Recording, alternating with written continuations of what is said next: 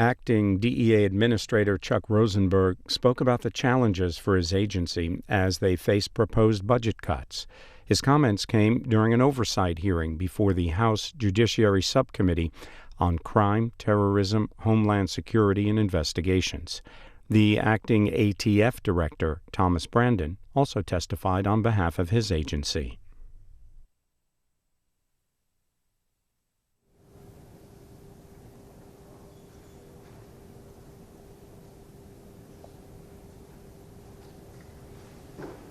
Subcommittee on Crime, Terrorism, Homeland Security, and Investigations will come to order. Without objection, the chair is authorized to declare recesses of the subcommittee at any time. We welcome everyone to today's hearing. Ms. Jackson Lee is on her way. Mr. Conyers is with us. We have a nice group on our side, and I know Chairman Goodlatte, this means a lot to him as well. So we will we'll work the openings in as people come, and I will recognize myself for my opening. I want to thank you again for being here today. This is our second hearing in a series to examine the Justice Department and its component agencies to identify areas where we can make our justice system both fully respected and fully worthy of respect. So I want to thank both of you, not just for being here today, but also for your long, distinguished careers in public service, which we will go into in more detail when you're introduced. As we all know, the Drug Enforcement Administration and the Bureau of Alcohol, Tobacco, Firearms, and Explosives plays a critical role in protecting the safety and security of our communities. If you'll allow me just a brief moment of personal indulgence, as former prosecutors like to do from time to time, we like to reminisce on the last good job we had, which was being a prosecutor.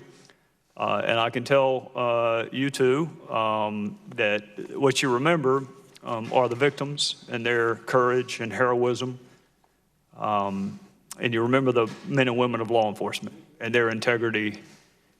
You forget about the bad rulings, you forget about the jury verdicts that didn't go your way, you even after time forget about the defense attorneys. But you don't ever forget the women and men that you work with in law enforcement and especially the victims.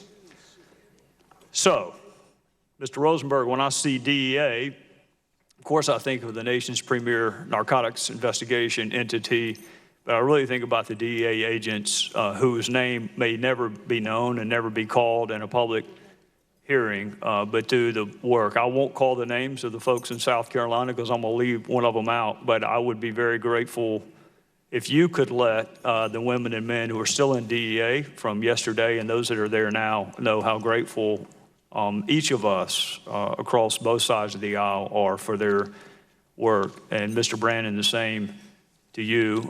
You and I know some ATF agents. We both know some of the same ones, and they remain some of the fondest memories that I have from that time period of my life. If you would let the folks in South Carolina know how grateful we are for their continued service, and those who once served in South Carolina but have spread out across the country, I'd be grateful to you for that. We have a lot of challenges. In my home state of South Carolina, at least 95 people died from heroin in 2015, which is almost twice as many as the previous year, and more than 500 died from abuse of prescription opioids over that same time period. Roughly half of these deaths attributed to drug overdose in South Carolina involved a synthetic opioid, which is almost 100 times more potent than morphine. And not only are we seeing an increase in deaths due to drug abuse, but we've also seen a recent spike in violent crime nationwide. To be fair, violent crime has been going down for a long time. And once it goes down so low, it only has one place to go. But I do think that we ought to be mindful of the fact that there has been, at least in certain categories as they keep statistics, something of a spike. In 2016, violent crime increased in many of our nation's largest cities, which is the second year that metro areas saw an increase in homicide, robbery, and aggravated assault. No agency is perfect. Congress certainly is not perfect, which may represent an understatement of biblical proportions, but it is our duty as an oversight body, as flawed as we are, to ensure that law enforcement agencies learn from mistakes, use taxpayer dollars responsibly and efficiently, to remain committed to their core missions of protecting the American people. We have a justice system that is looked to by everyone for fairness, efficiency, thoroughness, professionalism.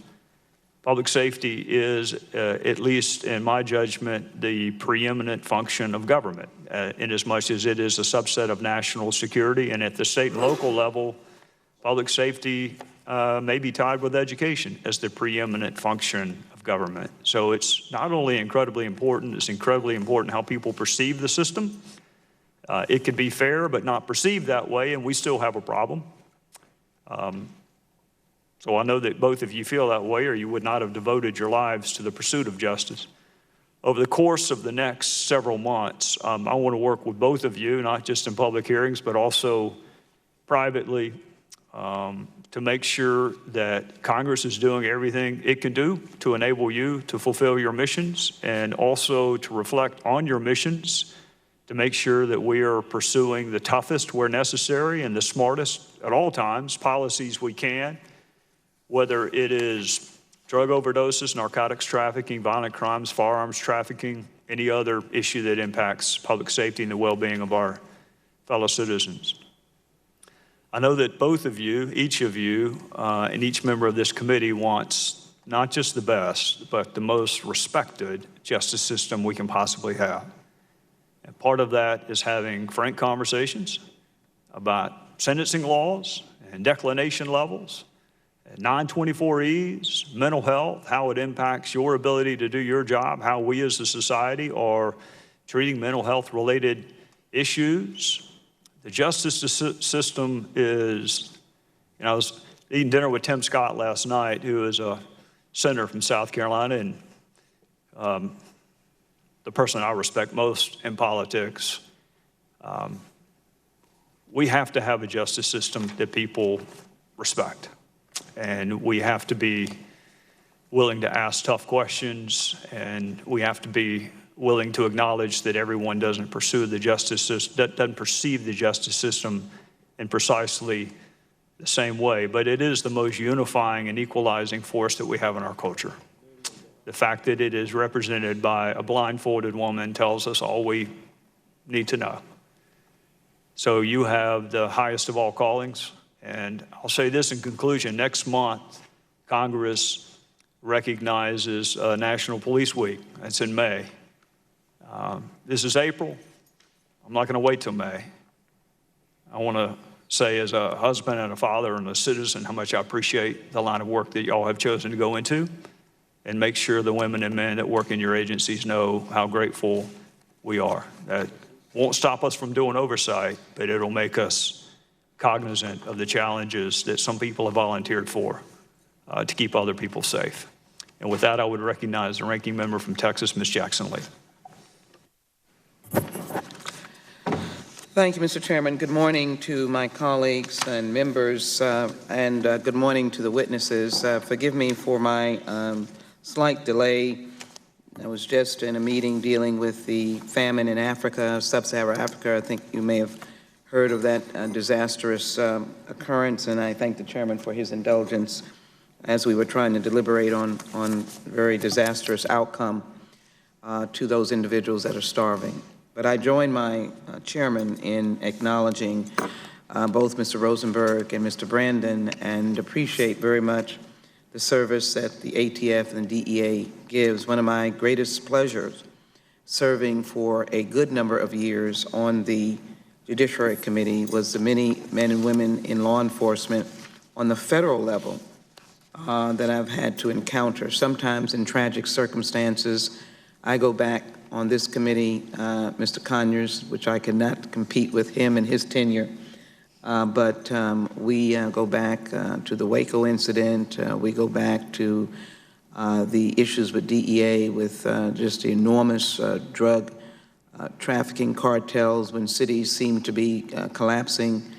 And it was the collaboration with local authorities that our federal officers provided such a great, if I might say, friendship, but also being part of solving problems. With respect to the DEA, I think our massive omnibus opioid bill hopefully will at least on the treatment side, on the intervention side, really be a big boost to your work because we always hear our neighbors, such as Mexico, suggesting that we are the problem. I don't yield to that, but I do know that we need to get those who are sick and addicted so that you can purge these evil people who violently will perpetrate the business of drugs on innocent communities all over the country. And your work certainly includes a large part of that.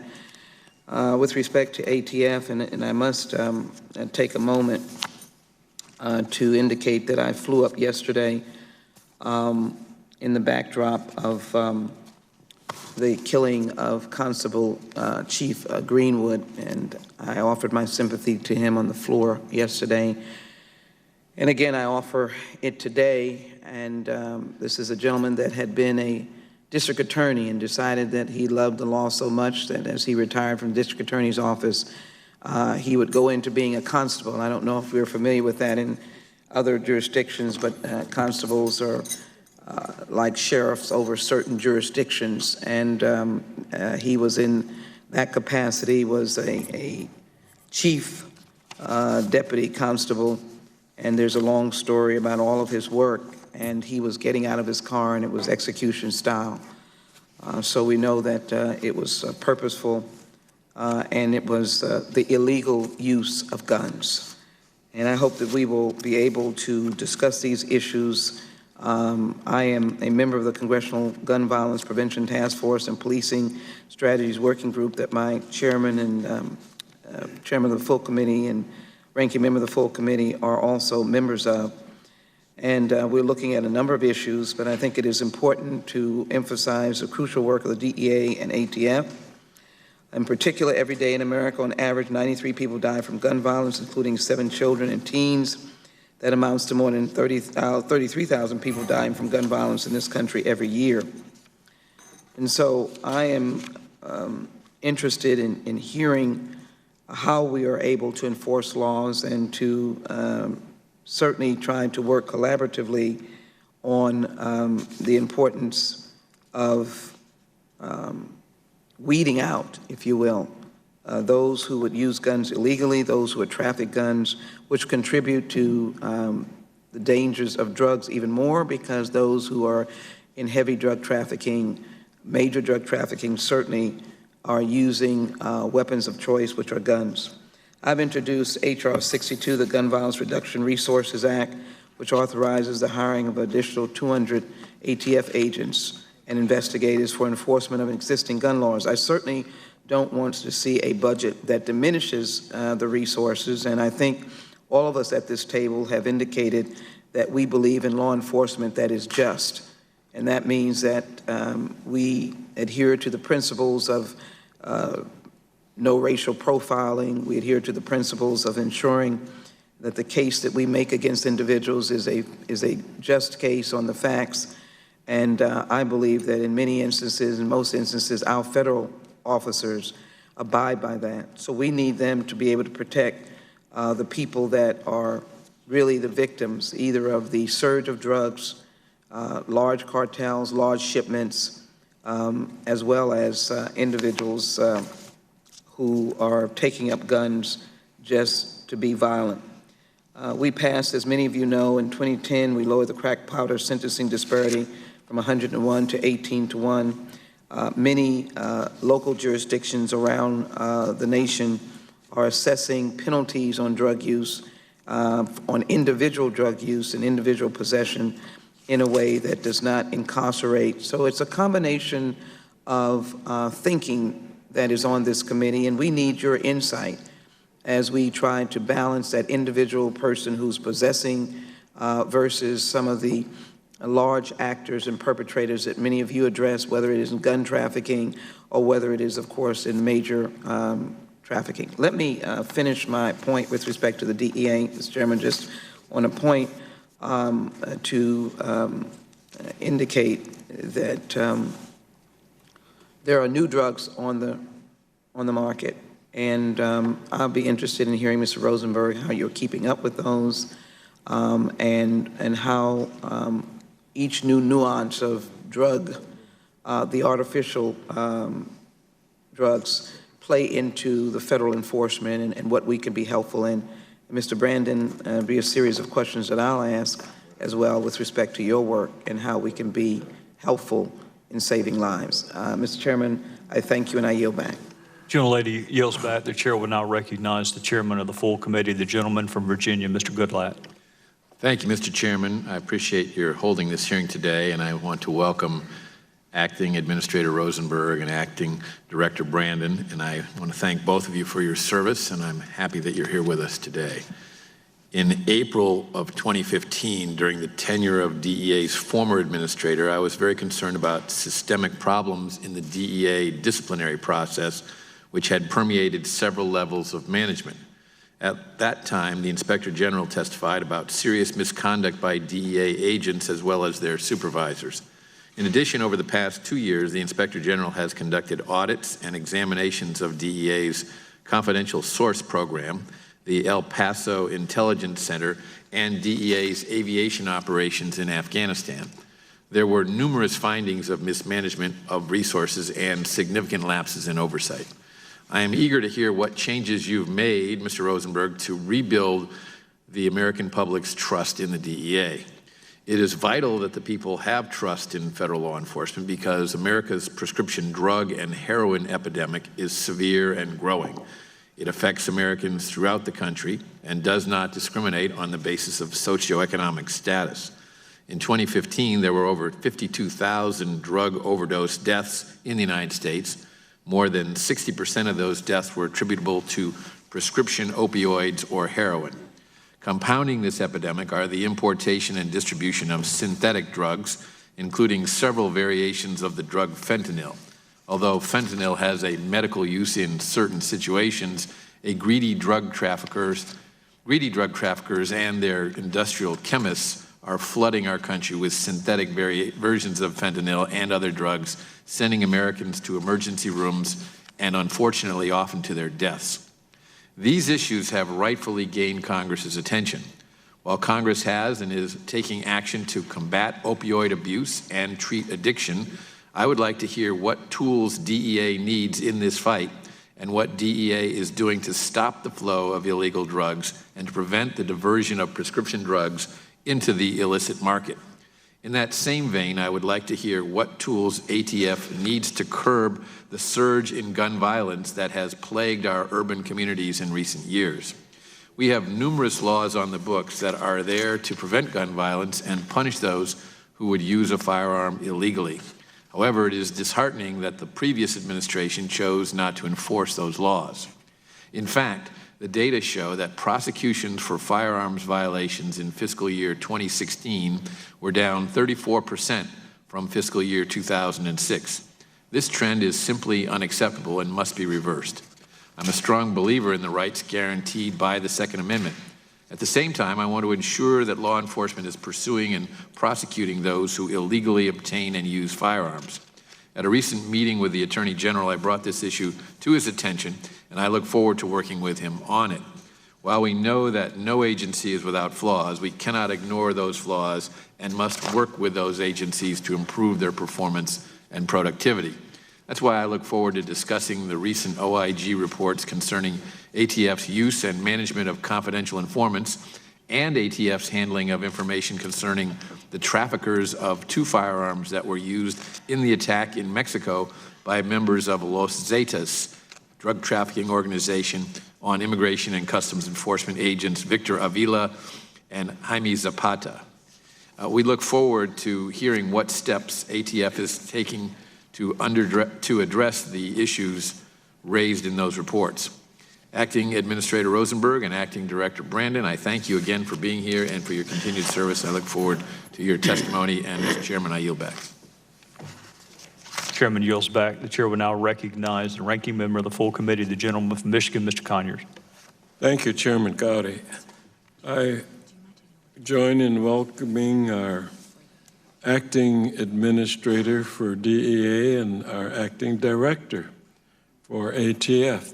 Welcome, gentlemen.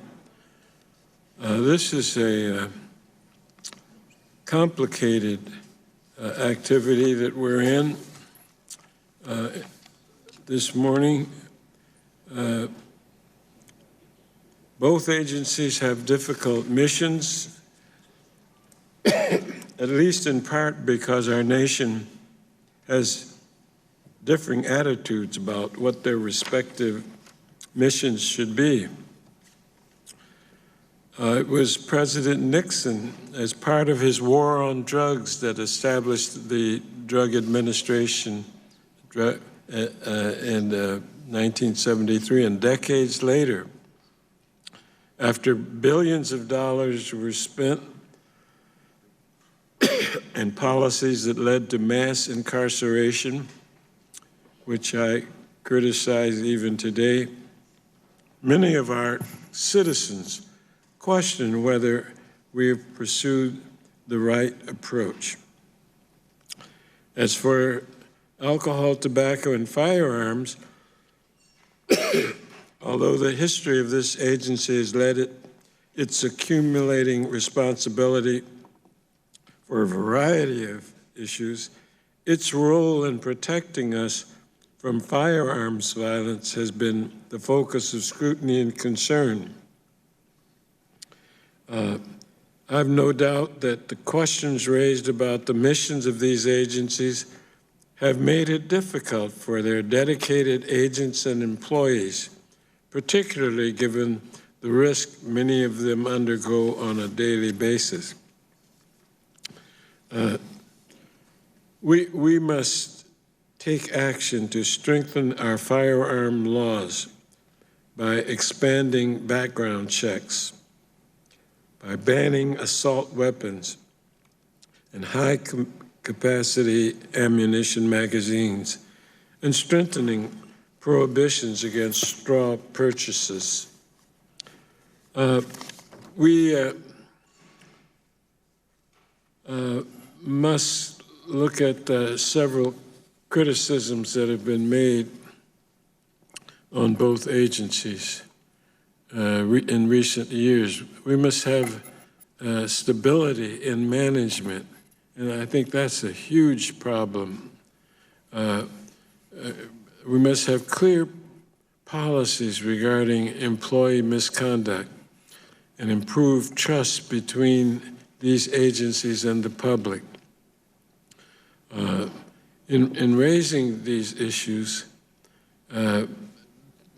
we do so because we have to improve two very vital Department of Justice agencies.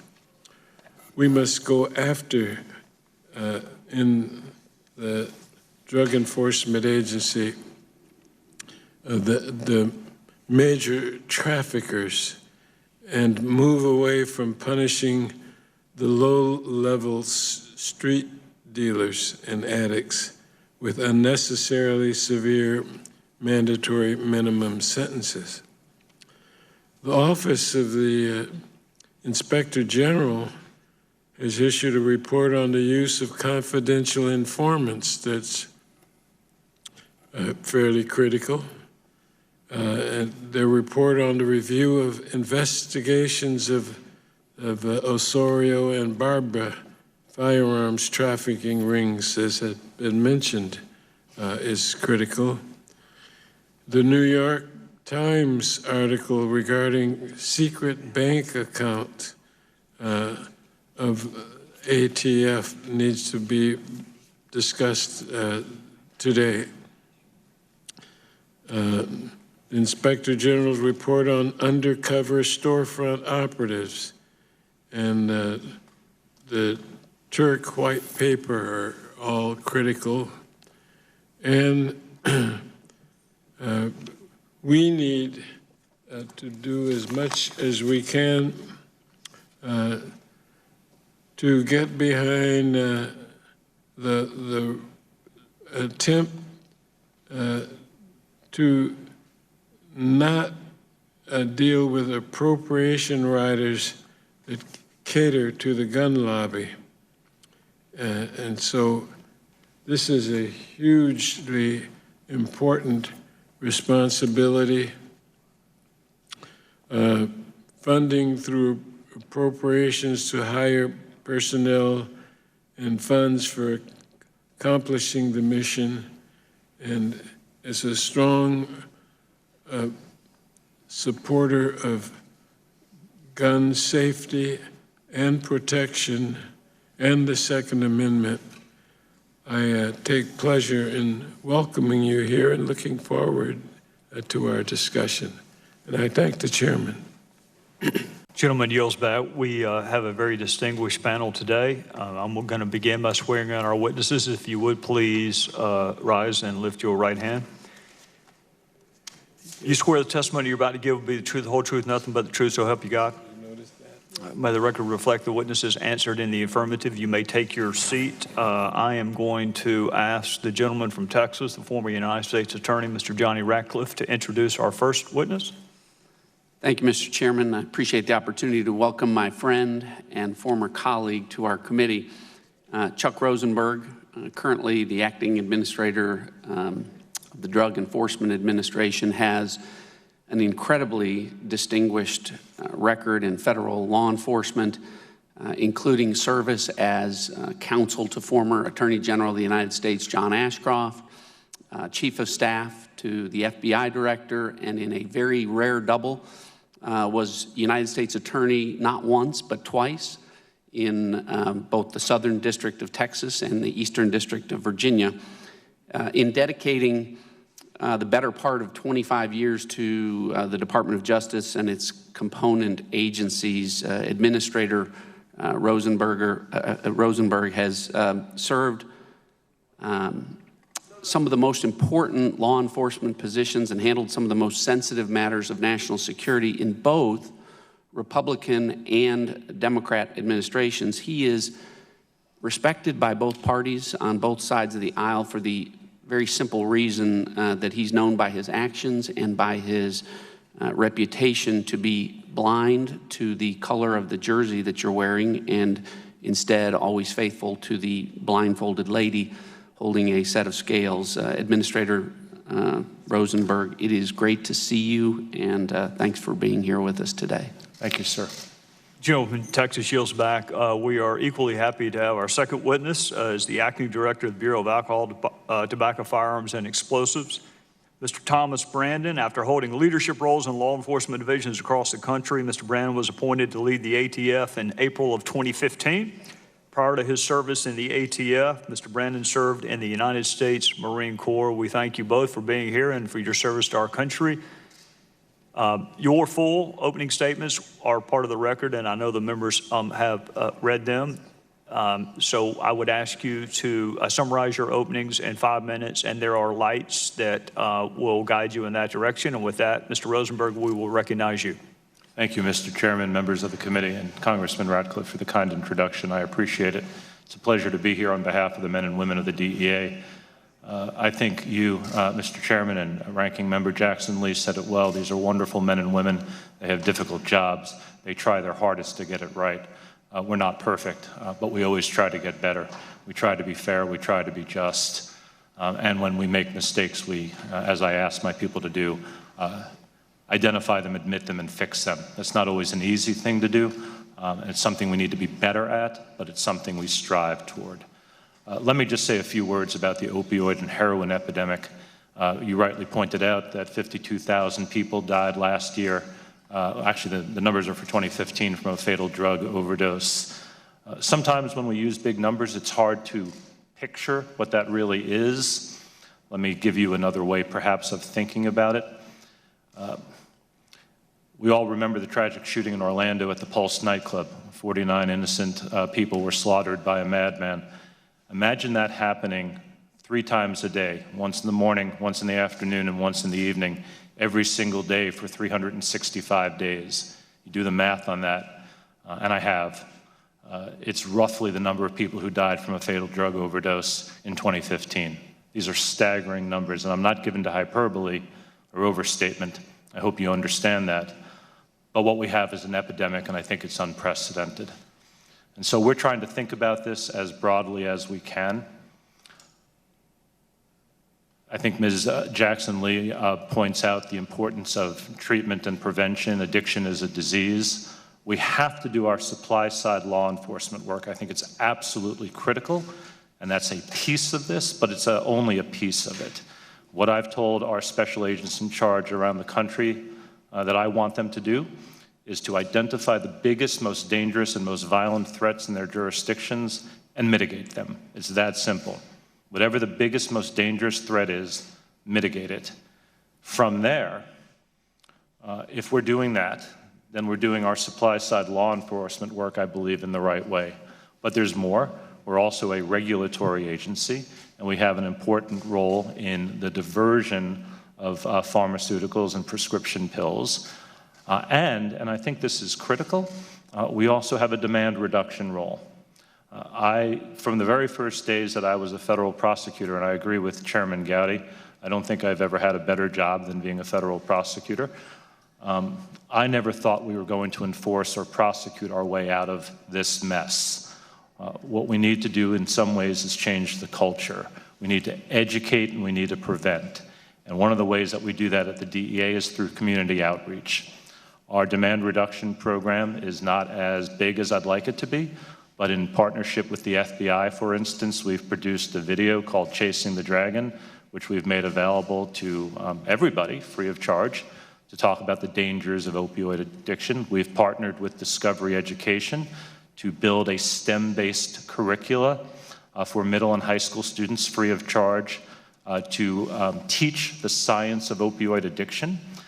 And twice a year, we sponsor a National Take Back Day at which citizens can take stuff out of their medicine cabinets and return it to one of 5,000 sites around the United States anonymously, free of charge, no questions asked. And the purpose of that is to break the cycle. Believe it or not, 4 out of 5 heroin users start on prescription pills. And most of those folks get those pills from a friend or a relative or from a medicine cabinet. And we have to break that cycle. And so supply side law enforcement is crucial.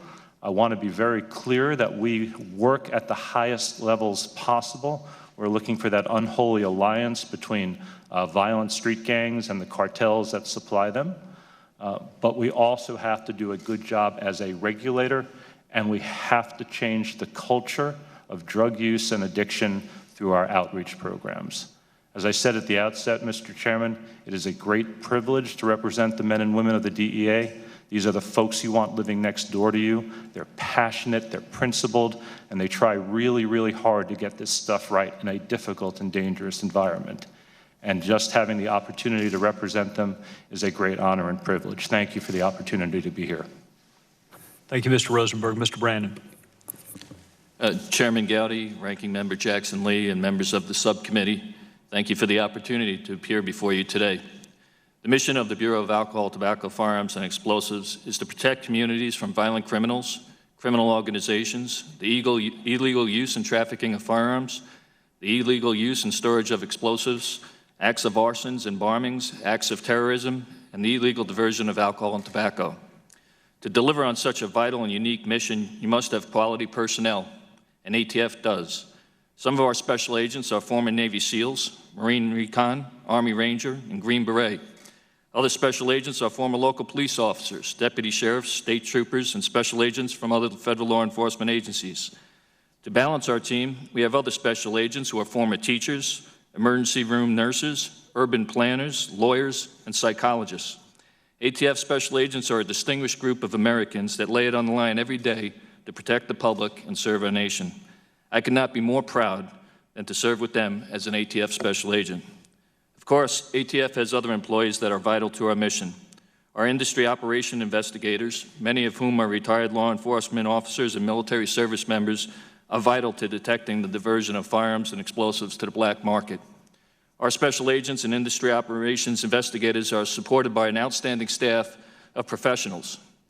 They include attorneys, engineers, forensic scientists, intelligence research specialists, forensic auditors, IT specialists. These professionals ensure that ATF remains at the forefront of the legal, technological, and scientific developments so necessary to be effective in the challenging environment of law enforcement focuses on today. When you focus these exceptional employees to work together as one ATF on pure ATF, I believe we bring unique and special value to the American taxpayer, namely to go after the trigger puller, the firearms trafficker, the arsonist, and the criminal bomber. To remember our mission more easily, it's all about bang, boom, and burn. One of the areas I hope to highlight today is how ATF is utilizing a unique blend of talented and dedicated public servants to tackle our top mission priority, reducing violent firearms crime. Over the last 3 years, ATF has established Crime Gun Intelligence Centers, or CGICs, in all of our 25 field divisions. CGICs synthesize the skill of our special agents, our IOIs, our intelligence research specialists, our ballistic technicians, our laboratory scientists, and support staff to collect, analyze, and develop crime gun intelligence, creating timely and actionable leads for dissemination to our field agents and our local, state, federal, and tribal partners. Beyond the talent of our people, CGICs also utilize powerful intelligence tools that are unique to ATF.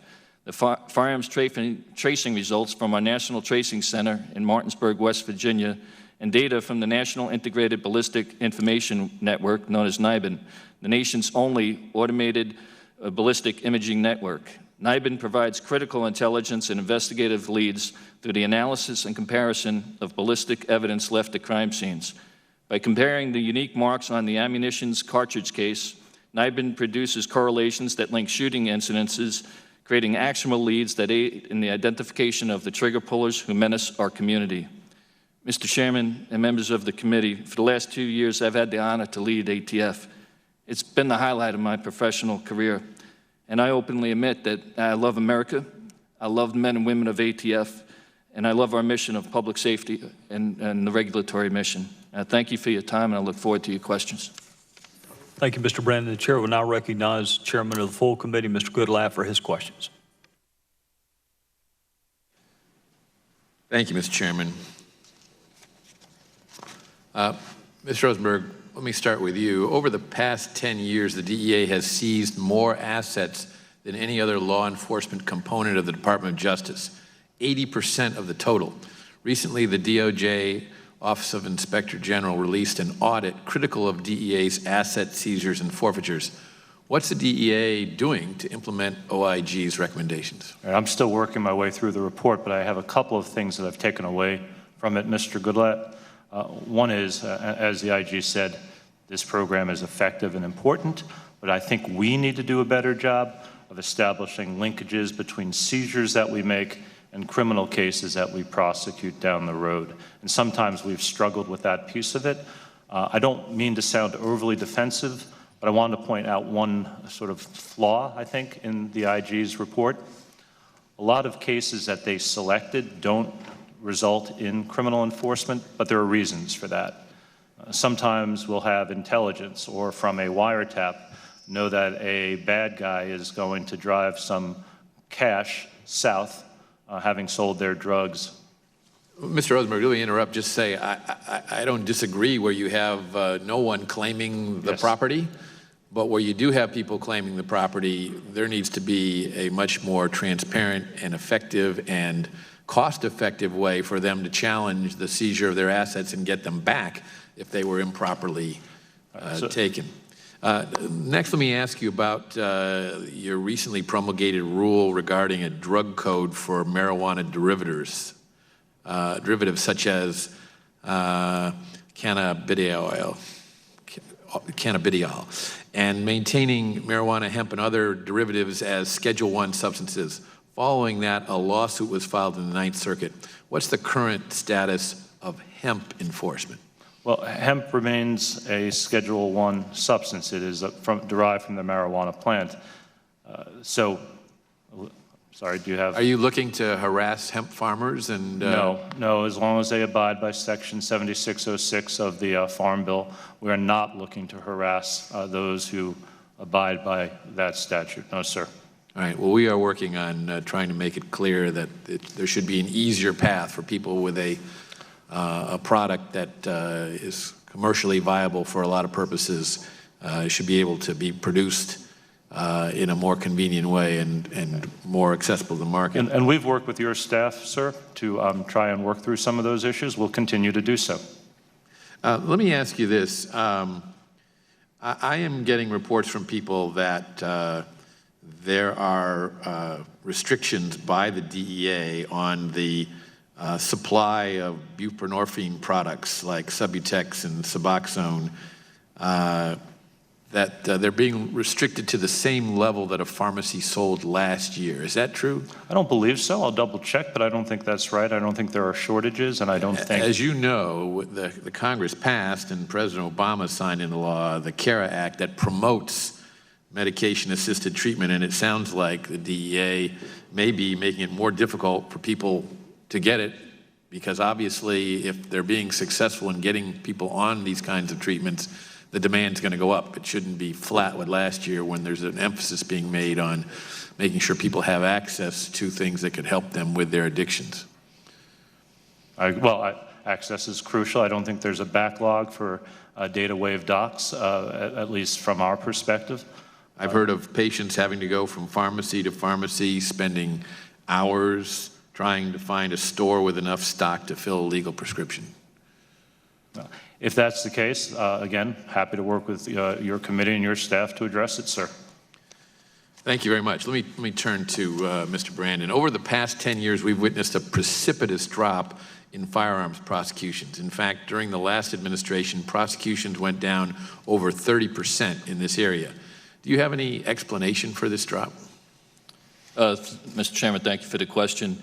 I know in the previous administration, the operative word was impact, and that the cases, even though they would be fewer, should all be impactful.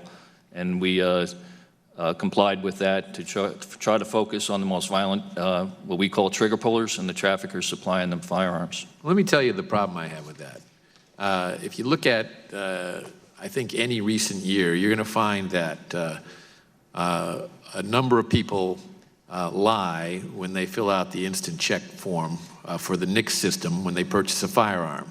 Most years it's 60, 70,000 people, and most years the number of actual prosecutions is less than 100 out of 60 or 70,000. I've seen some years where it's been 40, 60. That means that if you knowingly go into a gun store and you attempt to purchase a firearm by providing false information on the form, you know as you go in that the odds of your being prosecuted, even if you're caught, and because the instant check system by no means has all the data in it that would need to detect anybody who has a conviction that should prevent them from purchasing a firearm, that the odds are less than 1 in 1,000, even if you're caught, that you're going to be prosecuted. Have you had any communications with the others in the Justice Department, the FBI, the U.S. Attorney's offices about why this prosecution rate is so low? Mr. Chairman, thank you for the question. You know, and I wouldn't say, you talked about the most serious violations. Here's the problem. If we don't send the message that this system is meant to stop people from buying firearms who are prohibited by law from buying firearms, what's the point of the system? You got to prosecute people before they commit these acts if they are purchasing firearms that they're not supposed to be purchasing. Yes, sir. Just so you know, when we're referred on these cases by the FBI, every one is examined, and each U.S. attorney has prosecutorial guidelines, and then we'll review it against each district to see if the case would be acceptable for prosecution. If it is, then it's forwarded to the field division that has jurisdiction over that area of responsibility, and a case will be perfected.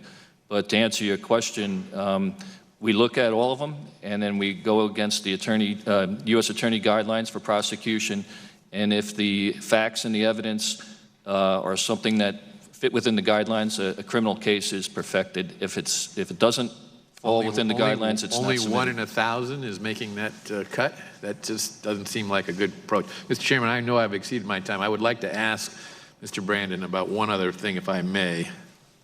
Of course. In Associate Deputy Director Turk's white paper, he points out that for over 2 years, representatives within the firearms licensing community have asked for clarification and/or a decision from ATF regarding new federal federal firearms license applicants requesting to conduct business solely at gun shows. The ATF has delayed a decision or guidance due to several concerns, including what it means to be, quote, engaged in the business, end quote, of selling firearms, and ATF's ability to have access to a dealer's records where they may not have routine business hours. The ATF has already recognized FFL activities via the internet without a classic storefront and is considering whether to include gun show only activities in a similar manner. He then correctly asserts that the marketplace has changed significantly in recent years, and ATF's guidance to FFLs on these issues has not kept pace with developments in commerce. Classic brick-and-mortar storefronts with an on-hand inventory and set front door business hours no longer apply in many instances in today's modern marketplace. What are you doing about that? Mr. Chairman, thank you for the question. On February 17th of this year, we sent a letter out to a private request saying that if the FFL wants to deal primarily at gun shows, and as long as it's compliant with state and local law, we issue the license. And so we have showed a sensitivity to the industry. If it's solely just to operate at a gun show, that would require a statutory change by this committee, I guess. But that's what we are issuing license when they're primarily selling at gun shows and that they have a place where we can go and inspect the records. So in the meantime, what are you doing to enforce the law with regard to entities or individuals that only sell at gun shows and are not doing the background check? Because they're obviously not in compliance with the law. Yes, yes, sir. And I know, Mr. Chairman, that when we met privately, you expressed your concern about that.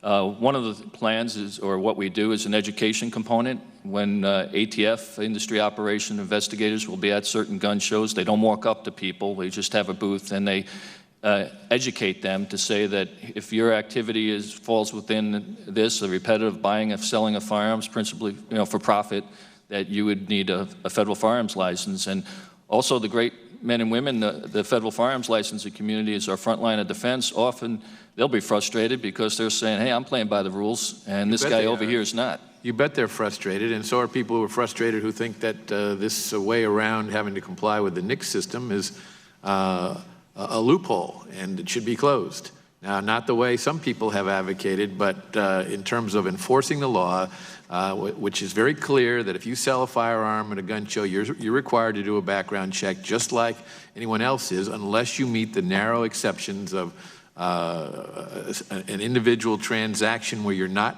in the business, or you're selling a collection and not selling the collection and then replenishing it and selling it again. So what is ATF's plan to go make sure that the people selling at gun shows are getting an FFL, or if they're not getting an FFL, they're not selling at gun shows? Mr. Chairman, again, thank you for the question. We investigate allegations like this across the country. Often they come from the FFLs that are, like I just mentioned previously, are complying with the law and doing things correctly. And we'll investigate it, and if we can perfect a criminal case, we will do that and recommend it for prosecution to the U.S. Attorney's Office. Thank you. And thank you, Mr. Chairman, for your forbearance. You have any other questions? I've got all the time you want. All right. The chair would now recognize the gentlelady from Texas, Ms. Jackson Lee.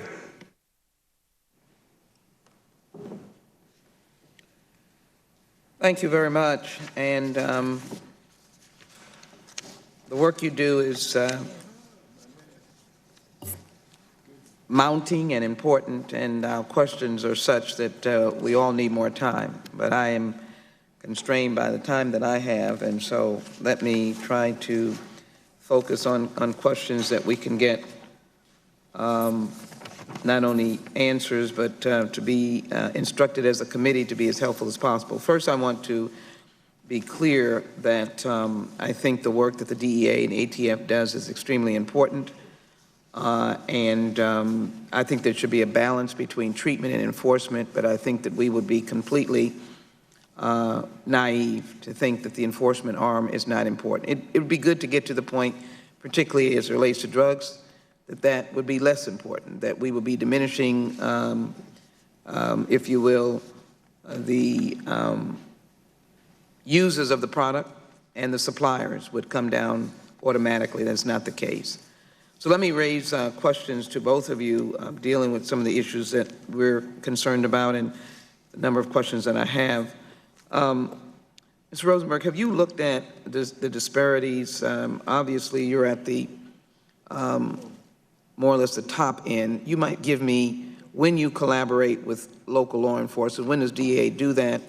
And are you seeing disparities in the arrests of more African Americans in drug use, particularly marijuana, than others, than whites in particular?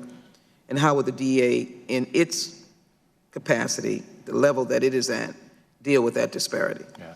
At the federal level, Yes. we represent a very small piece of the federal, of law enforcement efforts in the United States, a tiny sliver, if you would.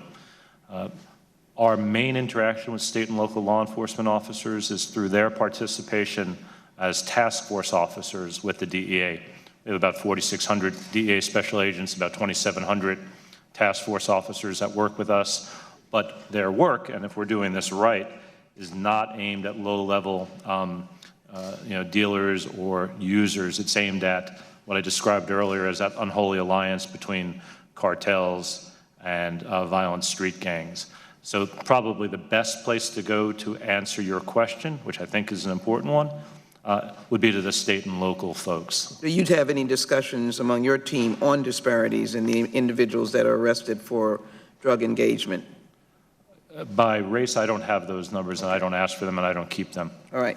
On the OIG report, one of the issues of concern was the confidential informants. Mm-hmm. I just want to get an answer from you that you view that as serious. One of the issues that came up that I would be interested in as a lawyer is limited source or limited use, mm-hmm. such as, I hate to say airline employees, professionals who may be helpful. How are you answering that question? That is of great concern. It's, you're using some agents or agencies or your different units mm-hmm. assess that source differently. How are you addressing that question? It was actually an illuminating report, Congresswoman. We've done a couple of things that I think are important. So confidential sources, confidential informants are very important to our work, but we have to make sure we're careful. So for instance, as the report pointed out, where we were using quasi-government employees, for instance, at places like TSA and Amtrak, we've stopped that. We don't do that anymore. We now have confidential source guidelines that are fully in compliance with AG guidelines. We're now doing 90-day reviews of every single one of our confidential sources. We've put in place an awards review board so we can make sure that confidential sources are paid and treated the same way across the country. So happy to come brief you on it. I want you to do so. Let me quickly just indicate, I think I was in Columbia when the incidents with the DEA, bad behavior, and you are handling that with respect to the kind of protocols that need to be followed. I just need... We've revised our standards of conduct, and in fact, we've made it a first-time offense for engaging in prostitution, even in a place where it's legal, is cause for removal. Thank you. Let me quickly go to Mr. Brandon and thank him very much for Mr. Peralta, who was very effective at a meeting that we had dealing with gun violence. Thank you again. Let me try to get you to answer what you think is the reason for the proliferation of illegal guns. Let me also take note of the fact that over a period of time in the Obama administration, when people ask what the ATF does effectively, 65.4 million gun purchases since Obama took office, 91% more. That means that you were doing 65,376,373 background checks. It looks just to me. What can you say about the proliferation of illegal guns? And which tools does ATF have to combat gun trafficking, and are they helpful? And what is the role that silencers would play in the enhanced gun violence if used inappropriately? Thank you, ma'am, for the questions. First, on the proliferation of gun violence, I've been an agent for the government 29.5 years. If bad people want to get a hold of guns, they're going to get them. We've seen an increase in federal firearms licensee burglaries, and that they increased even from last year to this year, or from 15 to 16, a 56% increase on the number of guns. Some of the motive for those burglaries have been gang-related or related to the opioid, trying to feed their drug habits and so forth. The tools that we have, the comprehensive tracing of firearms at the Tracing Center is a vital technique and a tool. And like I mentioned in my statement, NIBIN, the National Integrated Ballistics Information Network, is something, whether you're a Democrat or a Republican, it's an American issue. It's an effective tool of linking up shootings that you would never detect previously. And when you have that with the comprehensive tracing of firearms, the other tool, and along with the exploiting local police department intelligence, you can go after the trigger pullers who are perpetuating the violence. Silencers? Silencers, 42 states now have them legal. It's created a demand for us. It's still covered under the National Firearms Act. The industry refers to them as suppressors. It's something that we're dealing with. Right now we have an 8-month backlog.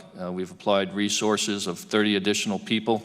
We've applied overtime money to try to fulfill our obligation at ATF to do the background and authorize the silencer to be transferred to the individual purchasing it. My last point, could you benefit from an increase in ATF officers? No, ma'am. You could not benefit from it? I couldn't. Yeah, no, I would welcome it. And the pun's intended here. You got a lot of bang for your buck when you put an ATF agent on the street working with the locals. Thank you. I yield back. Thank you. Gentlelady yields back. The chair will now recognize the gentleman from Texas, Judge Poe. Thank the chairman. Thank you both for being here. I want to pat my foot and say amen to what the chairman said regarding the work you do in law enforcement. Yesterday morning, we had a peace officer, Clint Greenwood, a friend of mine, was ambushed and murdered. He had an interesting background. He was not just a police officer. He was a prosecutor in the district attorney's office, and a private attorney, worked for the sheriff's department, constable's office for over 30 years.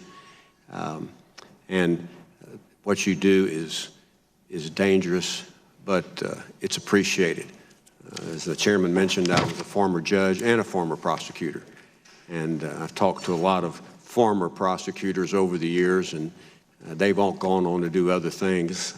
But I think most of them, if not all, always go back to when they were a prosecutor, and those were the best years of their careers. So I want to thank you both for that. I want to deal specifically, Mr. Rosenberg, with the border with Mexico. I have a map here that I got from the DEA, so you're familiar with it. And Mr. Chairman, I'd like unanimous consent to introduce this into the record. Without objection. And it shows most of Mexico, except for a few places that are controlled by the drug cartels. The Texas border has on it the Gulf cartels, the Zetas, and the Juarez drug cartels moving drugs into the United States on the Texas-Mexico border. You mentioned in your testimony that the drug cartels work with criminal gangs in the United States. Would a fair statement be primarily one of them is the MS-13 gang? Certainly, it's one of them. All right. Do the drug cartels not only bring drugs illegally in the United States, they bring anything else for money, including people, human trafficking, and bring all of that into the U.S. and some cases turn that over to the criminal gangs to disperse it into the United States. Is that a fair statement or not? I'd say it a little bit differently, sir. These cartels are polycrime and poly-drug organizations. They're out to make money. Generally, they stay out of the human smuggling business, except that they often do two things. They tax the human smugglers for the use of their corridors or plazas, and sometimes they'll force people who are coming across the border to carry their stuff. But by and large, they stay out of the human smuggling business to the best of our intelligence. They subcontract that out to people coming across the border, and that would include human trafficking, would it not? It includes all sorts of crimes, sir. Smuggling and trafficking are two different things. Yes, sir. Definitions. Would you recommend or not that the Congress consider these drug cartels that have been in operation for years in Mexico, making them foreign terrorist organizations? I'm sorry, making them foreign terrorist organizations, labeling them as a foreign terrorist organization. I don't know the ramifications of that. I haven't been asked that question before. Can I at least think about it a bit and give you an answer? Just give me your opinion in writing, if you would. I will. Recently, on the Texas-Mexico border, primarily in the McAllen sector down by not only the border with Mexico, but the Gulf of Mexico, Texas law enforcement has been working there in connection with border security, putting a lot of boots on the ground, even the National Guard in some places. They got these fast boats that I got to be on. They're quite amazing. They can go 70 miles an hour in 17 inches of water, armed. Is it your opinion, like many others, that that presence on the border for that 100 and 150 miles, the drug cartels quit crossing primarily and just moved upriver more? It's a bit of whack-a-mole. When we clamp down on one part, they'll find another part because the trade is so lucrative, which is why, in part, we need to change the culture and knock down the demand. But it is a bit of whack-a-mole, sir. I agree with you. The demand is stop the demand in the United States is the long-term answer. But yes, sir. The crossings into the United States by the drug cartels, they are done primarily on the border with Mexico. And if we want to decrease those crossings, we need to have a good presence all the way on the border, not just in portions of the border, to prevent whack-a-mole. We need good intel, we need good agents, and we need a good presence. Yes, sir. A couple more questions. What assets do you need on the Texas or the southern border with Mexico? What are the assets you need? Well, DEA is actually down, believe it or not, about 1,000 employees over the last 5, 6, 7 years, and almost 500 special agents. Now, I don't want anything, sir, at the expense of my brothers and sisters in the Department of Justice, but we are, and this is a cliche, literally doing more with less. We're down quite a bit. And as you look at the demographics of our agent population, we have 30% of our special agents within about 5 years of retirement. So I don't want to call it a crisis, but it is absolutely a challenge. A crisis. It's what it is. Do you work well with the Mexican government? There's a reputation or a rumor out there that's tense between the United States and the Mexican government. They don't work well. They give you partial information. Sometimes it's wrong. Explain that to me. That's my last question. We work well. It's not perfect. No relationship is, but we work well. Those are extraordinarily brave men and women in Mexico with whom we partner. We also have a large presence of DEA agents and analysts and professional staff in Mexico. The CMAR, the Mexican Marines, are extraordinary. They go above and beyond the call of duty. And so I would describe the relationship as very good and very healthy. Thank you, Mr. Chairman. I'll yield back. Judge Poe yields back. The chair will now recognize his friend from Florida, Mr. Deutsch. I thank the chairman, and I thank the ranking member for his kindness in allowing me to jump ahead. Mr. Rosenberg, Mr. Brandon, thank you both for the work that you do for our country, to all of the men and women who work in your important organizations for the service and security that they provide all of us. We appreciate it. Mr. Brandon, Ronald Turk is, as I understand it, your number 2 at ATF.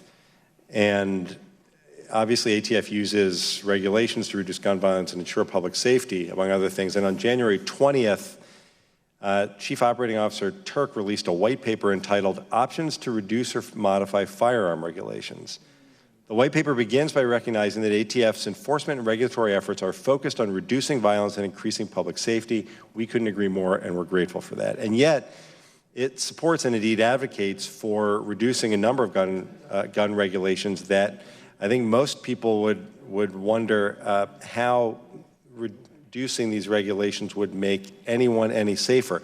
The recommendations consider the removal of silencers from the protection of the National Firearms Act, silencers that make it much more difficult for law enforcement and bystanders to hear gunshots and react quickly. The white paper also suggests having further discussions on changing the anti-trafficking program that requires dealers in southwestern states to notify ATF about multiple sales of high-powered rifles. And the white paper calls for permitting gun dealers to avoid reporting requirements that assist law enforcement investigating trafficking even after the dealer has sold many guns that were later used in crimes. There are lots of other proposals to eliminate gun regulations described in this white paper. The proposals in this white paper coming from ATF are greatly concerning to a lot of us. They'd weaken the authority of ATF, they'd undermine the agency's authority to protect public safety. I just would like to know from you, first of all, why was this drafted? What was the purpose of this white paper?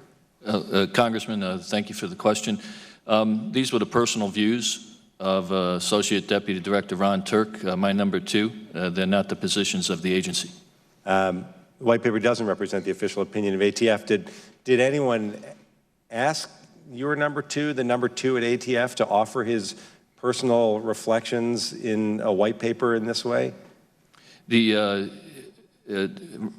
Associate Deputy Director Turk notified me on, it was Inauguration Day, as soon as I saw President Trump sworn in. I went on the White House website and I saw that he was going to have the head of every federal agency review its regulations. I sent an email to all my executive team. Ron wrote back to me, hey, I'm working on a white paper. And I said, well, hey, I'll enjoy your weekend. Well, let's talk on Monday. Part of the process of leading a team is to have deliberations and active conversations about things, but it doesn't necessarily reflect the opinion of the agency. And clearly, that paper is not a position of ATF. Are any of the concerns raised in the paper shared by ATF? And more specifically, is ATF considering adopting any of the proposals contained in the white paper? You know, these positions go through the administration. The administration's new, and when, to be candid, when the Deputy Attorney General is confirmed, there'll be various conversations like we have had, previously, and get guidance from the department. I don't understand what that means. Does that mean they're being considered? Simple. Yeah, no, I'm trying to be truthful. Yeah. Like, we would talk, for instance, silencers. Yep. The demand that, 42 states created and the backlog, we were always getting congressional inquiries about what are you doing about the backlog, my constituents waiting. And so we were applying resources, and that's how this conversation came up of, hey, if silencers went under the Gun Control Act and still went through a NICS check, is it still public safety being met, and is it seeing how there's been a change within the country, candidly, at the state level? So, again, I just want to make sure I understand. So the president was inaugurated, and this review was to commence, and it sounds like he had already started the process. Did someone ask him to do it beforehand? No, I didn't ask him to do it, and being honest here, which I wouldn't be anything but, he obviously had to be working on it before Inauguration Day. I think we'd like to find out how that started, but just in my last few seconds, in an exchange you had with the chairman earlier, the chairman referred to the narrow exception about the narrow background check exception, and if I understand you correctly, you said that ATF conducts the background checks at gun shows for those who are in the repetitive, who are in the business of repetitively buying and selling, because they're required to have a license. Is that the narrow exception for those not in the business? How is that defined? What's the definition? How do we know whether someone fits under that narrow exception, as the chairman referred to it? Well, we produced guidance, sir, on if what is legally required, for your activity. So it's the repetitive sale of firearms for profit and livelihood that said you would fall in and need to be licensed. I just want to be clear, ATF doesn't do these NICS checks. They're done by the FBI, and the federal firearms licensees are required to conduct them before they transfer a firearm to a non-licensee.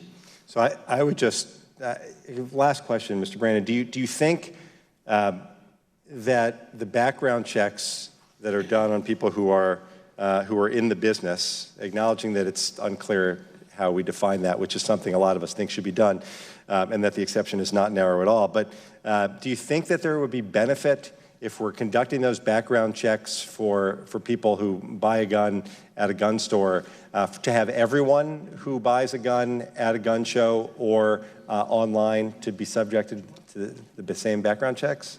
Yeah, so that would be a legislative change that, I shouldn't be commenting on as the head of an agency, but if Congress passed a law, we'd enforce it. Well, I look forward to that day. Thank you, Mr. Chairman. I yield back. Gentleman from Florida yields back. The chair will now recognize the gentleman from Texas, former U.S. Attorney, Mr. Ratcliffe.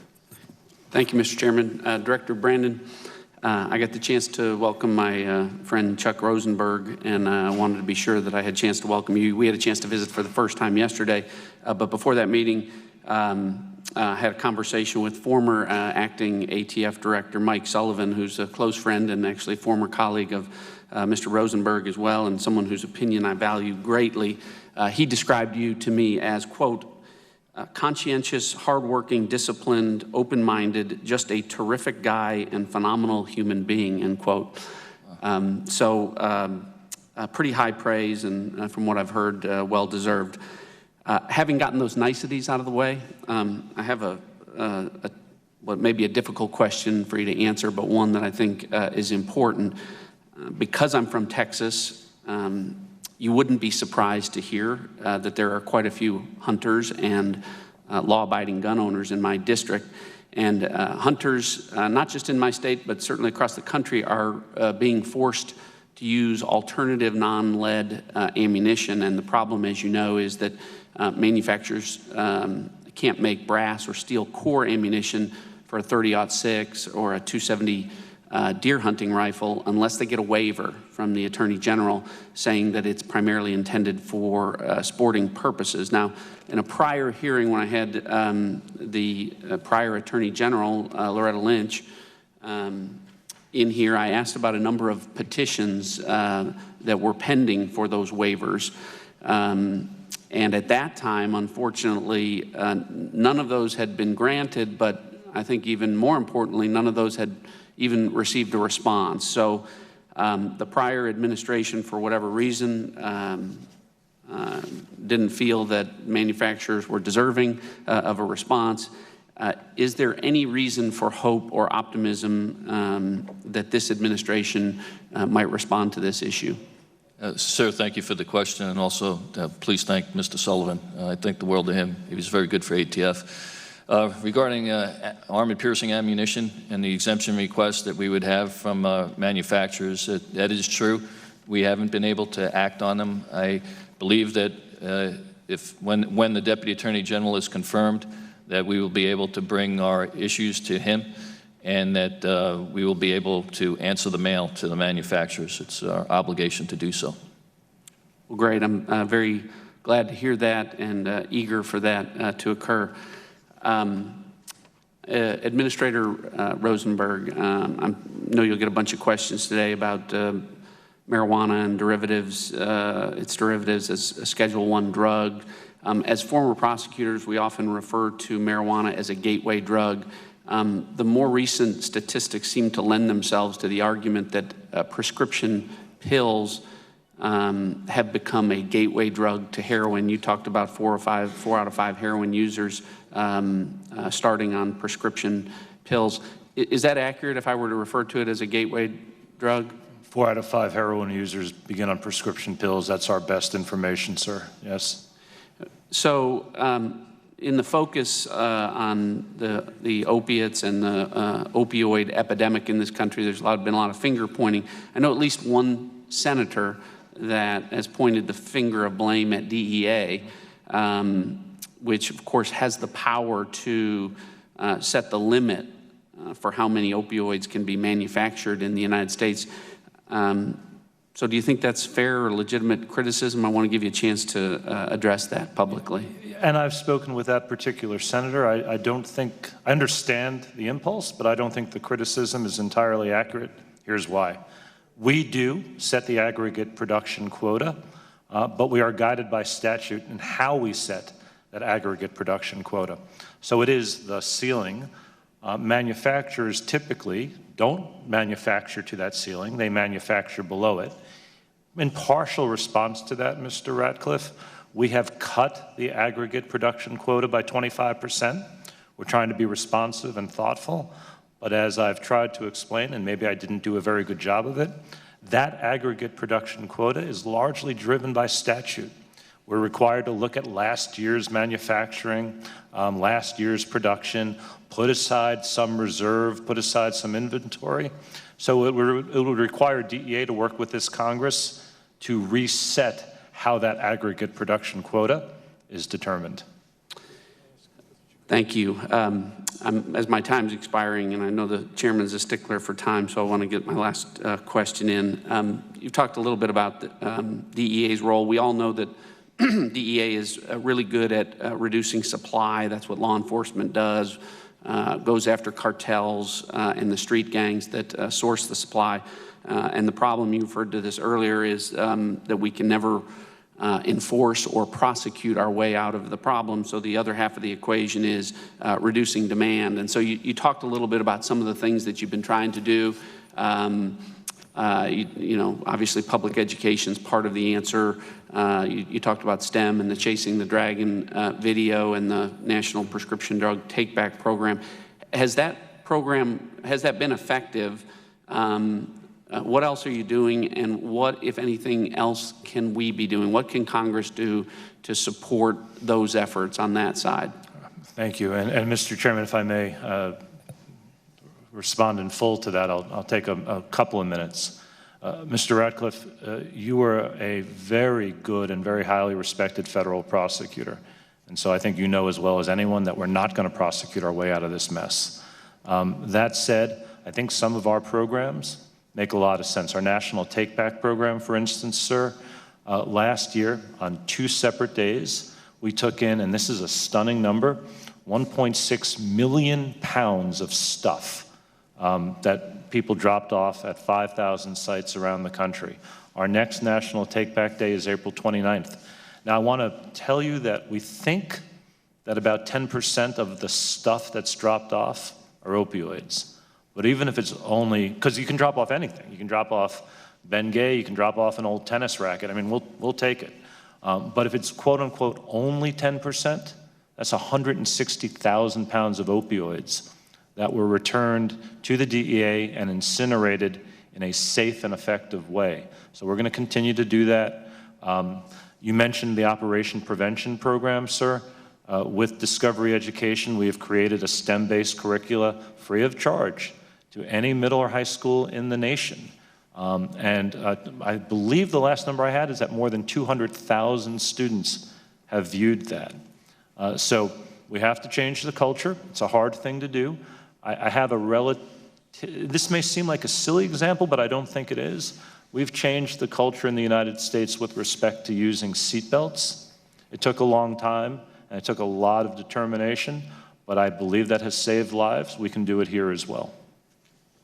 Thank you, and I just want to close by joining the chairman in asking that you relay to all of the women and men in your agencies, the agents and the team that support those agents, our gratitude as we do approach Police Week coming up.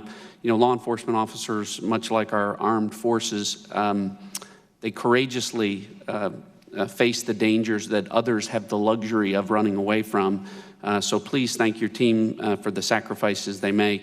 I know they miss out on a lot. Crime doesn't sleep, doesn't take a day off, and your team rarely gets a day off as well. So please extend our thanks and gratitude. We will. Thank you for that, sir. I yield back. Gentleman yields back, and he's grateful there's not mandatory minimums for exceeding the time limit. With that, would recognize the gentleman from Michigan, Mr. Conyers. Thank you, Chairman Gowdy. And thank you for your testimony, men. I wanted to direct this to Mr. Rosenberg, Administrator Rosenberg. A small percentage of individuals convicted of violating federal laws are high-level suppliers or major traffickers. But isn't it more constructive to go after the sources of illicit drugs to end or slow the flow of drugs into this country? if it is more constructive to go after the suppliers, how do you explain why the majority of people convicted of violating federal drug laws are in fact low-level sellers instead of suppliers or major traffickers? Mr. Conyers, if we're doing our jobs right, and we're not perfect, so we don't always get it right, we are aiming at that unholy alliance between the cartels and the violent street gangs. My goal is to hit that spot and work up. It's a very difficult thing to do, as I'm sure you understand. We shouldn't be prosecuting folks for simple possession or simple users or addicts. That would be, I think, a mismanagement. But you are. Well, I think in the main we're not, sir. My understanding, at least from the statistics I've seen, is that we are not prosecuting low-level users. We're trying to work our way up the chain. Again, not always perfectly. But if I have that wrong, and I'm happy to look at the statistics again, I will come back and tell you that I have it wrong.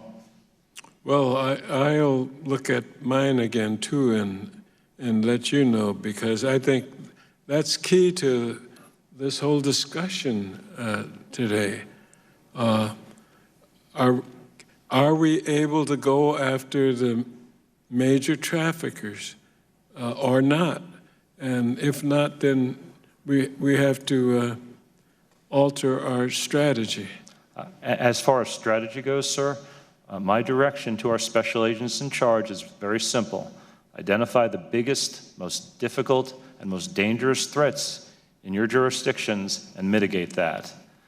Now, again, hard to do, and we don't always get it right, but that's my direction to them. I don't want us to be spending our limited resources on simple possessors or low-level users, sir. Mm-hmm. Thank you. This, I think, is one of the biggest issues that we're confronted with. And I wanted to turn to Director Brandon. The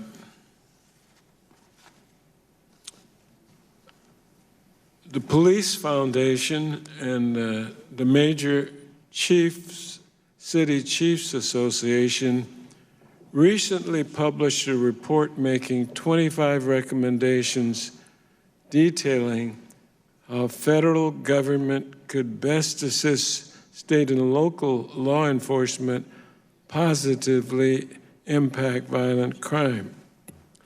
Now, the report spoke of the critical need for a federal firearms trafficking law.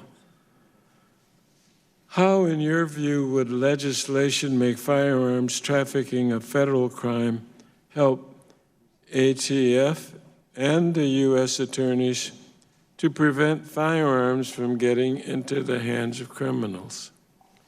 Congressman, thank you for the question. And the predecessors to me, distinguished Acting Director Sullivan, that was the U.S. Attorney in Boston, and former Director Jones, both weighed in on this, and I see it the way they do, that a firearms trafficking statute would be effective on going after having more substantial penalties for those that are trafficking in firearms. And the information I learned on it also is that it has like a kingpin, and where instead of getting the paper violations for lying and buying, and we would be able to work our way up and target ultimately the person that's pulling the strings with all these straw purchases, and the statute would help that, along with allowing us as a Title III, could be an investigative technique. It would be a predicate to the RICO statute.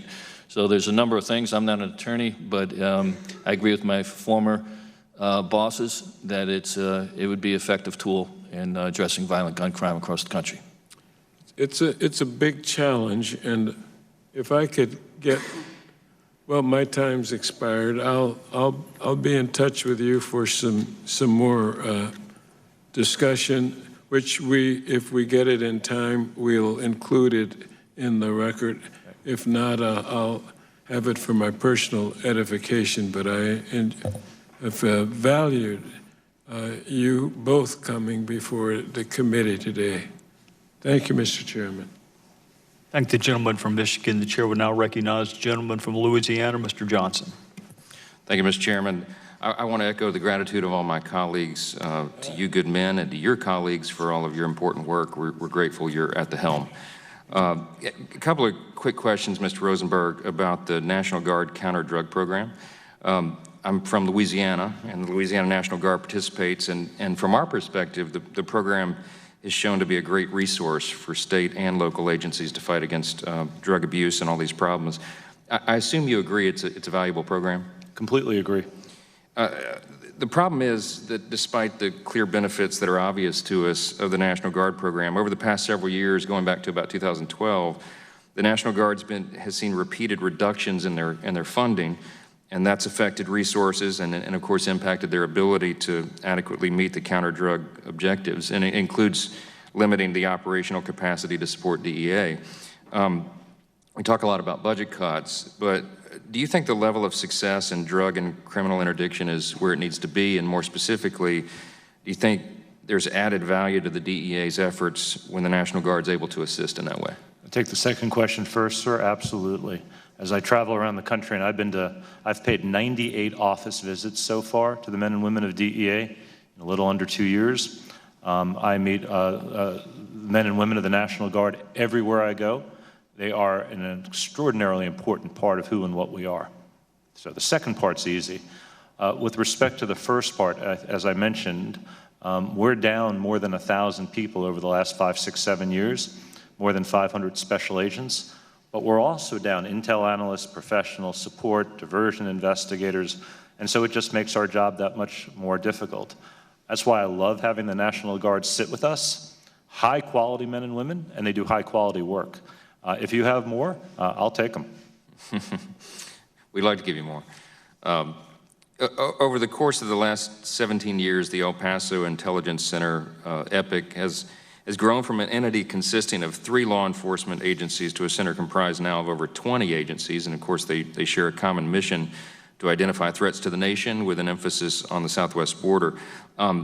Just from an outsider's perspective looking in, can you describe for us what the value is in having 20 agencies now involved who have the same mission? Having a bunch of folks sitting together and exchanging information quickly and I hope seamlessly is enormously valuable. Plus, all these men and women reach back out to their own home agencies and the resources that they bring to bear.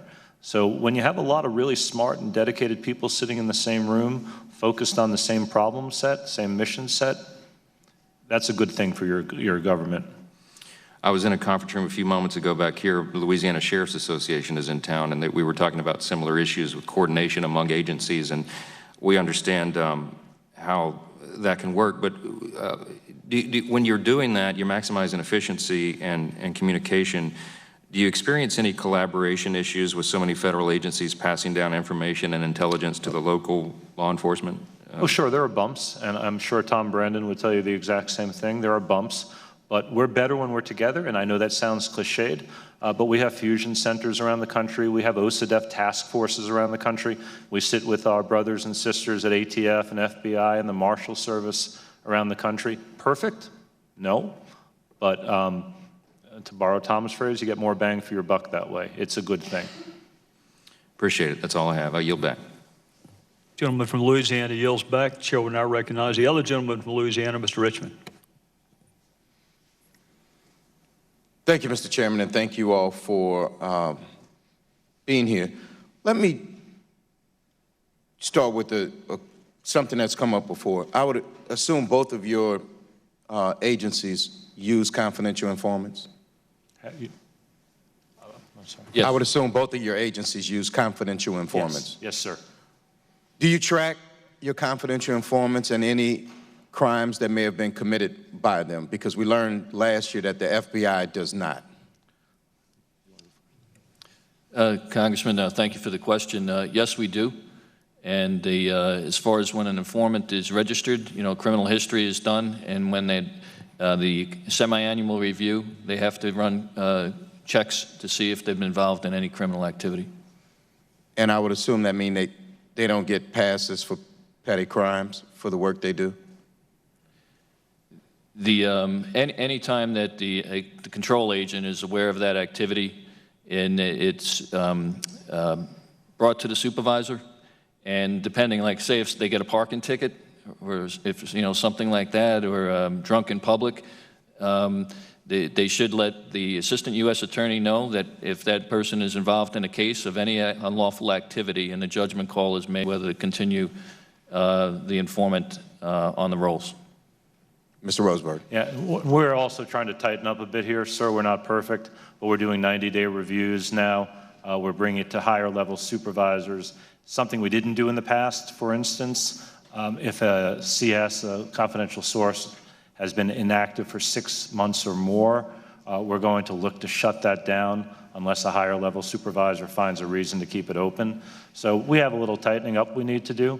I've created a small section within headquarters to essentially audit and inspect how well we're doing this in the field. Oh, good. Second, and it's more for you, Mr. Rosenberg.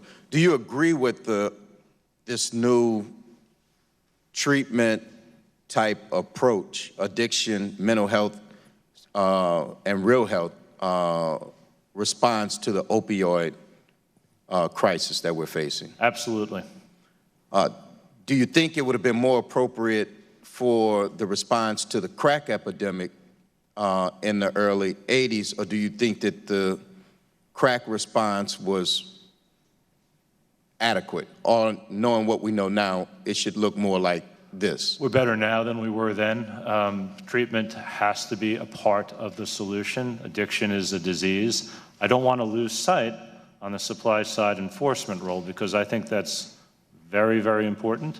I think we're better now than we were, 10 years ago or 20 years ago or 30 years ago. Hopefully in 10 years from now, we'll be better still, sir.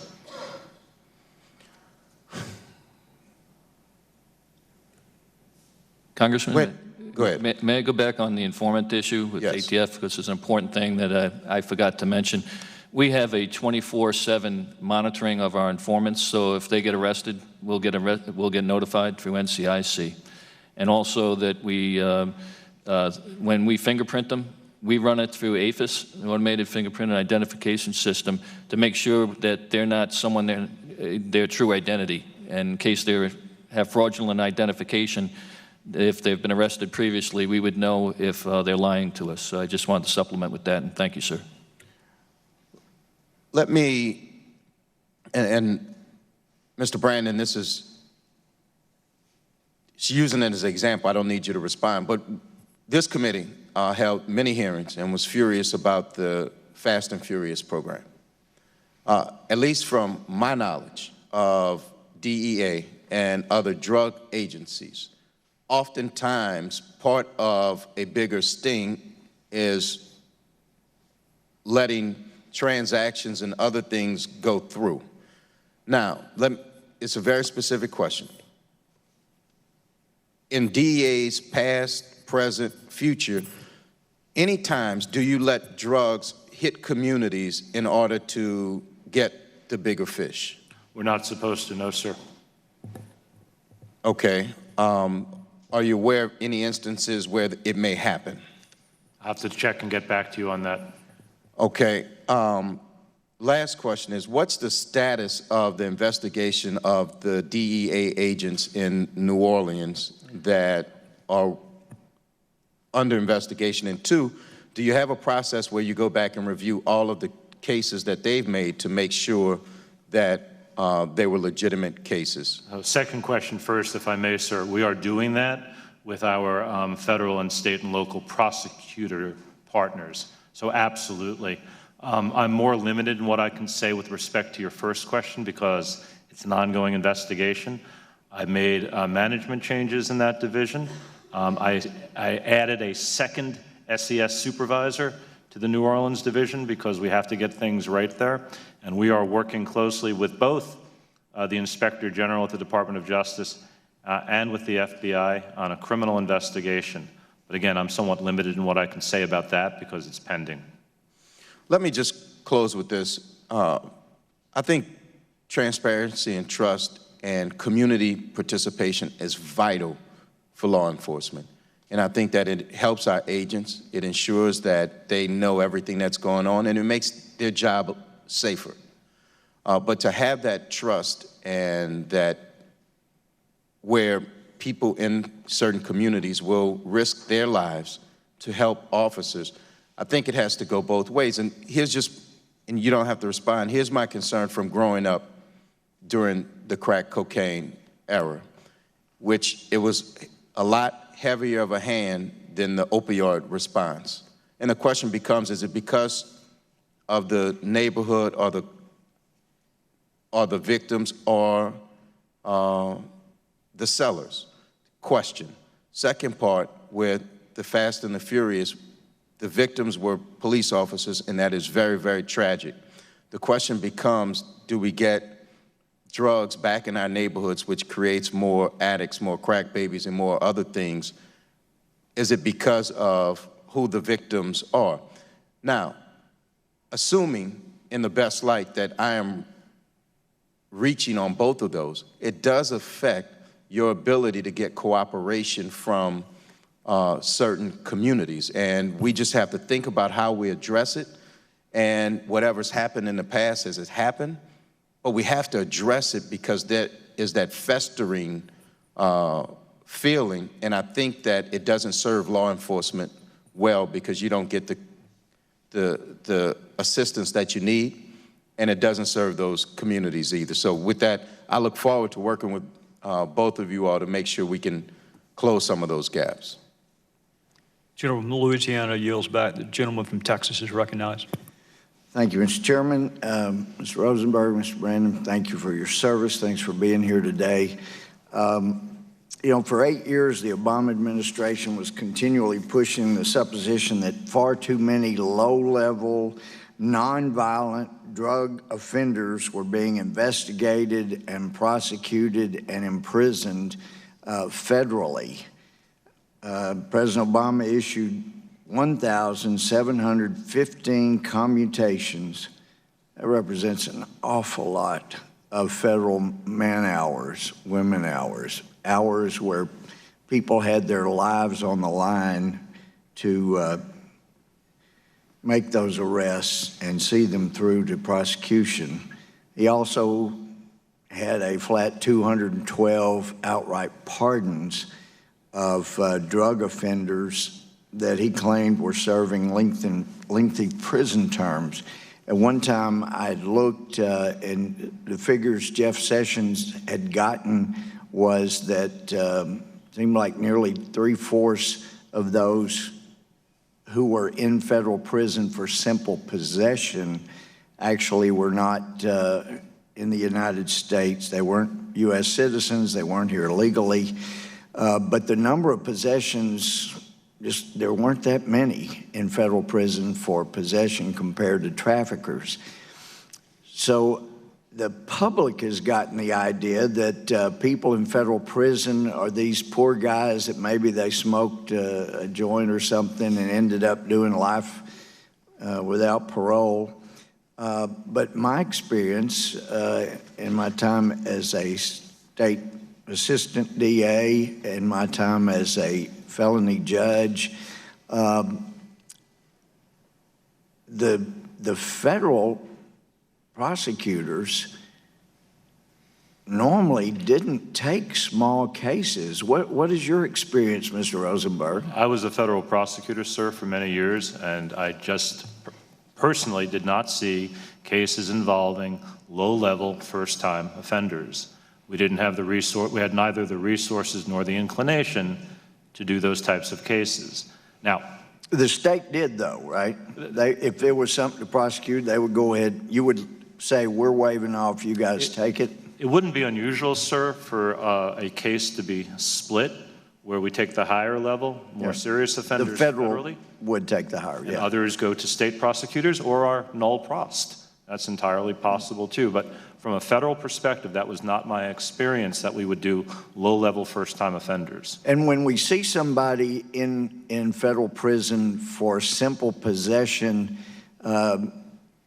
makes me wonder, based on my experience, I want to ask your experience. Did you see people offered a plea agreement, they'd only be prosecuted for simple possession if they would turn and help them go after the other guy. It seemed like that was the only time federal officials wanted to go after simple possession. That's plausible. Ironically enough, given my current job, I was actually not a narcotics prosecutor when I was an assistant U.S. attorney. But there might be reasons why you find folks who fit that description in federal prison, but it has to be the exception and not the rule. It has to be, in my experience, an extenuating circumstance or somebody who may have plea bargained down to something like that. But it would surprise me if there was a very large number of that. Well, there weren't that many in federal prison for simple possession. Well, we have a president who had promised, you may have heard something about something called a wall. And some think that's being punitive to Mexico. But it seems to me when you look at Mexico, they have some of the hardest working people in the world. The location is absolutely perfect for being maybe the greatest trading partner the world has ever seen, with 2 oceans, 2 continents on either side, and yet there's not, I mean, their economy is in the 60s. It seems like they ought to be in the top 10, but the reason I keep hearing over and over companies are not moving there more quickly than they are is corruption, and corruption's related to the drug cartels related to the tens of billions of dollars in drugs coming across our border.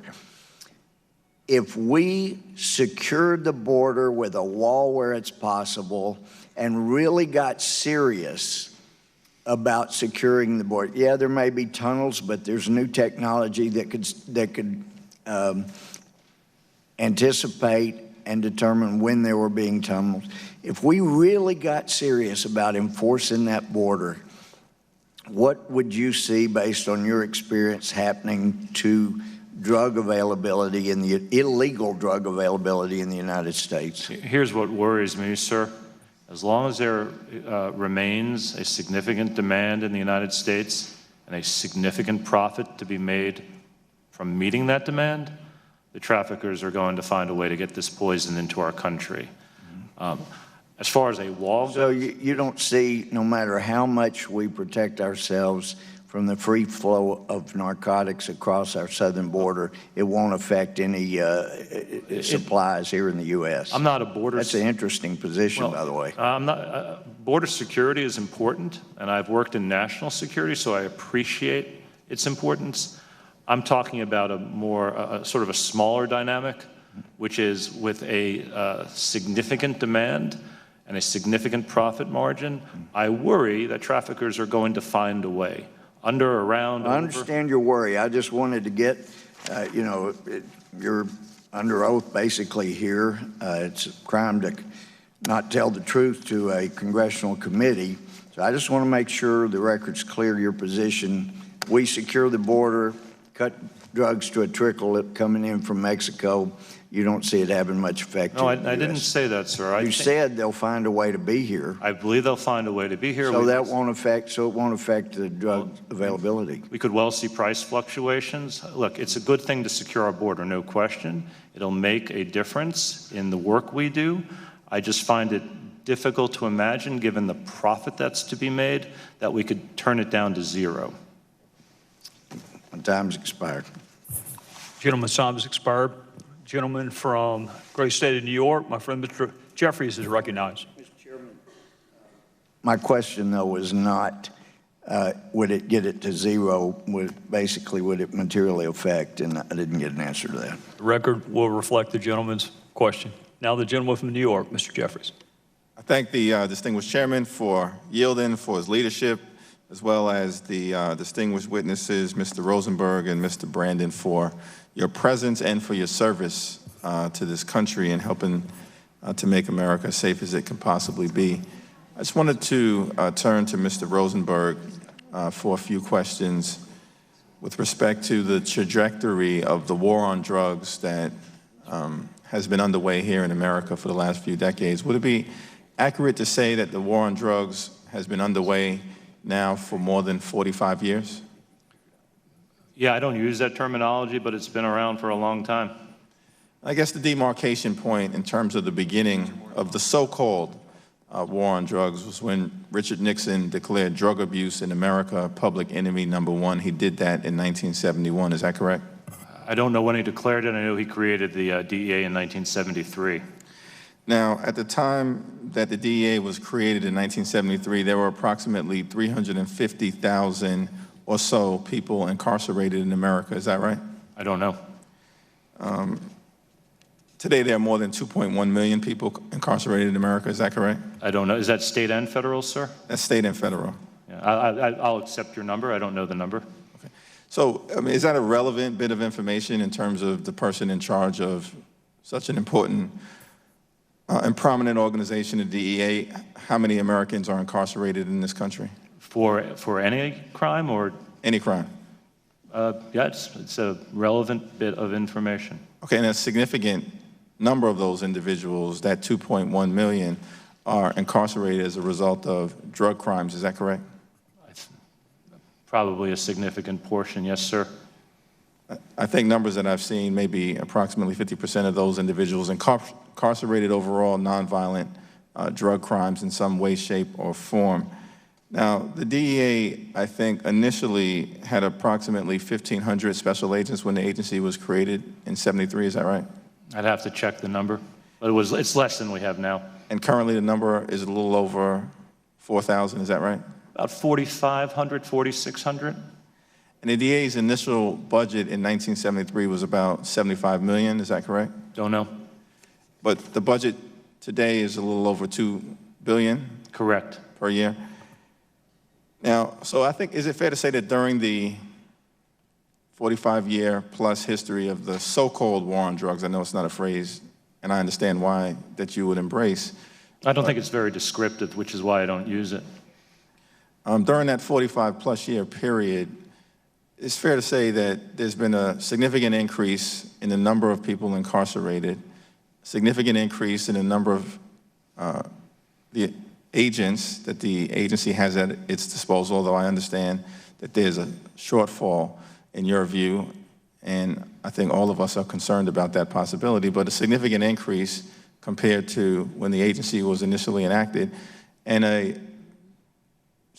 very significant increase in the amount of yearly resources allocated, 75 million at one point in '73, over $2 billion. But during that same period of time, am I correct that though the nature of the drugs that Americans have used and or been subject to a variety of different crises, heroin, methamphetamines, crack cocaine, now back to heroin, fentanyl, opioid, that has changed, but the crisis has remained the same, is that correct? By crisis, you mean the amount of violence that attends it, the number of people dying? All of the above. Yeah, those are big numbers, and it worries me. In fact, you can make the argument based on what you said earlier in terms of the overdoses that took place in 2015, the most recent year for which we have figures, that in some ways the drug crisis in America has not gotten better, it's gotten worse, correct? Which is why, as I've mentioned, we have to also attack the demand side, and we have to educate, and we have to treat. So we've done some things right, we've done some things wrong. I think that's fair to say. I agree with that. Yeah. Based on where we were, where we are today. But what exactly, in your view, as succinctly as possible, my time is running out, do you think we can do differently based on the fact that we've expended a significant amount of resources devoted to this problem? The nature of the crisis has changed. The intensity of it has either remained the same or gotten worse. And we've exploded our incarcerated population to a point where we now incarcerate more people than any other country in the world. Mm-hmm. And thankfully, there's a bipartisan effort in which the chairman and others are involved in to try to deal with this mass incarceration phenomenon. But from your perspective, as a top law enforcement professional, what can we do differently? That's a very good question. I'm not sure how succinct I can be in answering it because I think it's multi-layered. I will say this. I think the mix of stuff that we're trying to do, the demand reduction, supply reduction, and regulation is the right mix. And we could always debate, how much should be in each bucket. But I've actually seen, while I see some bad trajectories and some bad news, sir, I've also seen some good news. I've seen communities where I think we've made a difference. I've talked to families and who have helped us get the message to kids about the dangers of opioids and heroin. I think our national take-back program works. I think we should continue down those paths. I think we're thinking about treatment and rehabilitation in much more sophisticated and helpful ways than we have in the past. I'm already probably violating your request that I be succinct, but I'd be happy to come talk to you about it some more if you'd have me. Well, I only made that request to indulge the chairman in his desire to move this hearing along. But I appreciate your willingness, and I appreciate the chairman giving you the opportunity to respond. I appreciate the gentleman from New York being concerned about the time limit. I wish other members had your same sense of fairness. With that, the gentleman from Utah is recognized for his 5 minutes. I assure the chairman I will be punctual. Thank the chairman. To both the ATF and DEA, I can't thank the men and women enough who are on the front lines doing the hard, difficult work through their lives in jeopardy on a regular basis. And I hope you both carry that back. Absolutely. And they know how much people root for them, care for them, and are concerned about them. We also in Congress have to be concerned about the expenditures and making sure that we're giving proper oversight. Mr. Rosenberg, I want to talk about the confidential informant policy. It's been a source of a scathing review by the Inspector General's office, how that's being executed. There was a supplement to that as well. You have a confidential informant policy in place, correct? Which now meets the Attorney General's guidelines, yes, sir. And we have been trying in the Oversight and Government Reform Committee, as well as Senator Grassley in the Senate Judiciary Committee, to get a copy of this, this policy. Why won't you give it to us? Well, 2 things, sir. One is I believe we've made it available to you and to Senator Grassley's staff for in-camera review, if I'm not mistaken. In terms of just providing it, that goes back to Department of Justice policy, by which I am constrained. You testified on June 22nd of 2016. You said to Senator Grassley in a Senate hearing regarding this policy, quote, "It has been finalized. It's been approved by the department. I'm more than happy to provide a copy to this committee and to your staff, sir," end quote. Yet you didn't do that. Who is prohibiting you from giving that copy to Congress? Well, I see a huge difference between an in-camera review and actually providing it to the Congress. And I respectfully don't see a huge difference. I understand your point.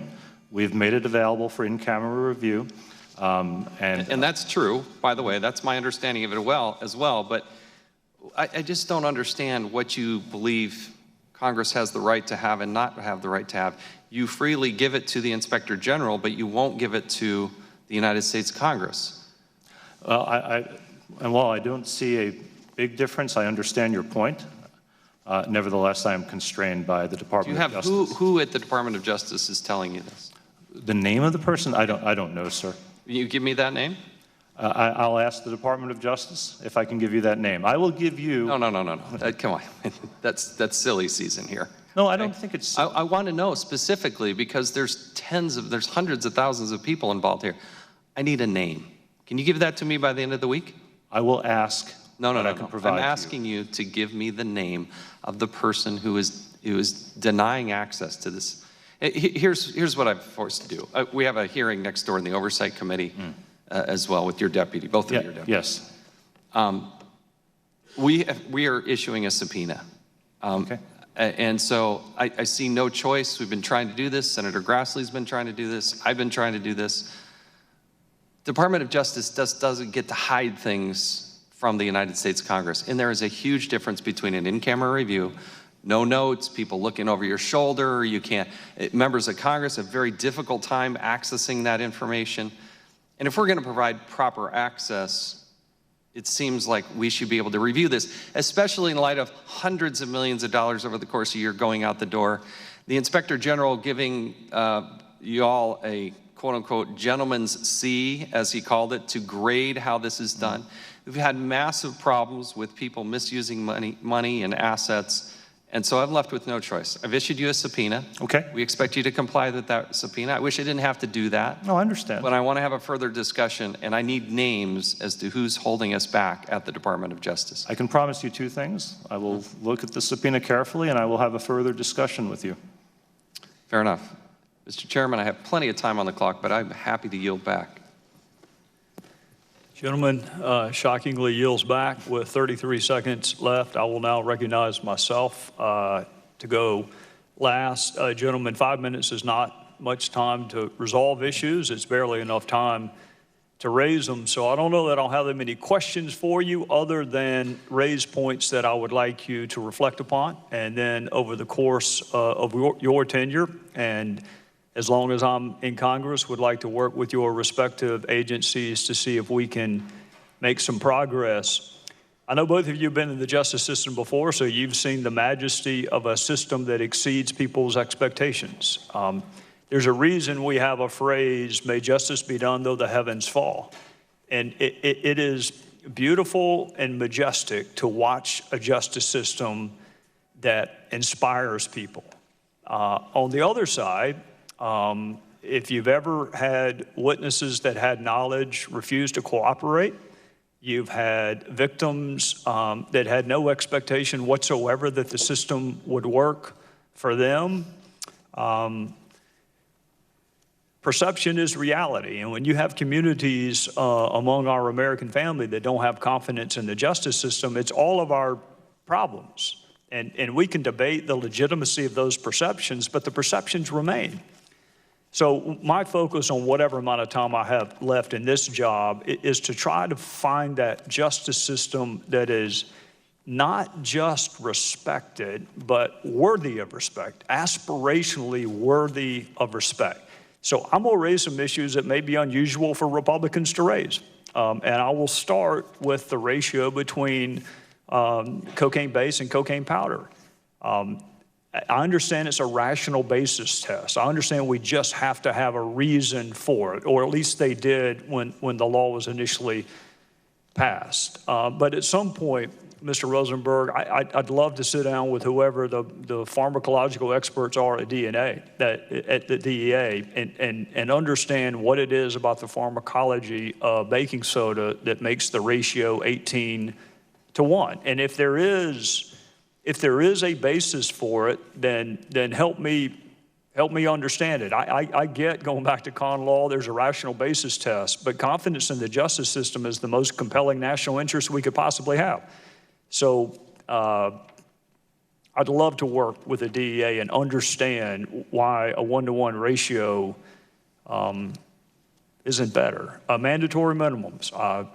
Some think they work great in violent crime cases. I would be in that camp. Less so for perhaps economic or nonviolent crime cases. Also, as a former prosecutor, know mandatory minimums are an effective way to get folks to cooperate.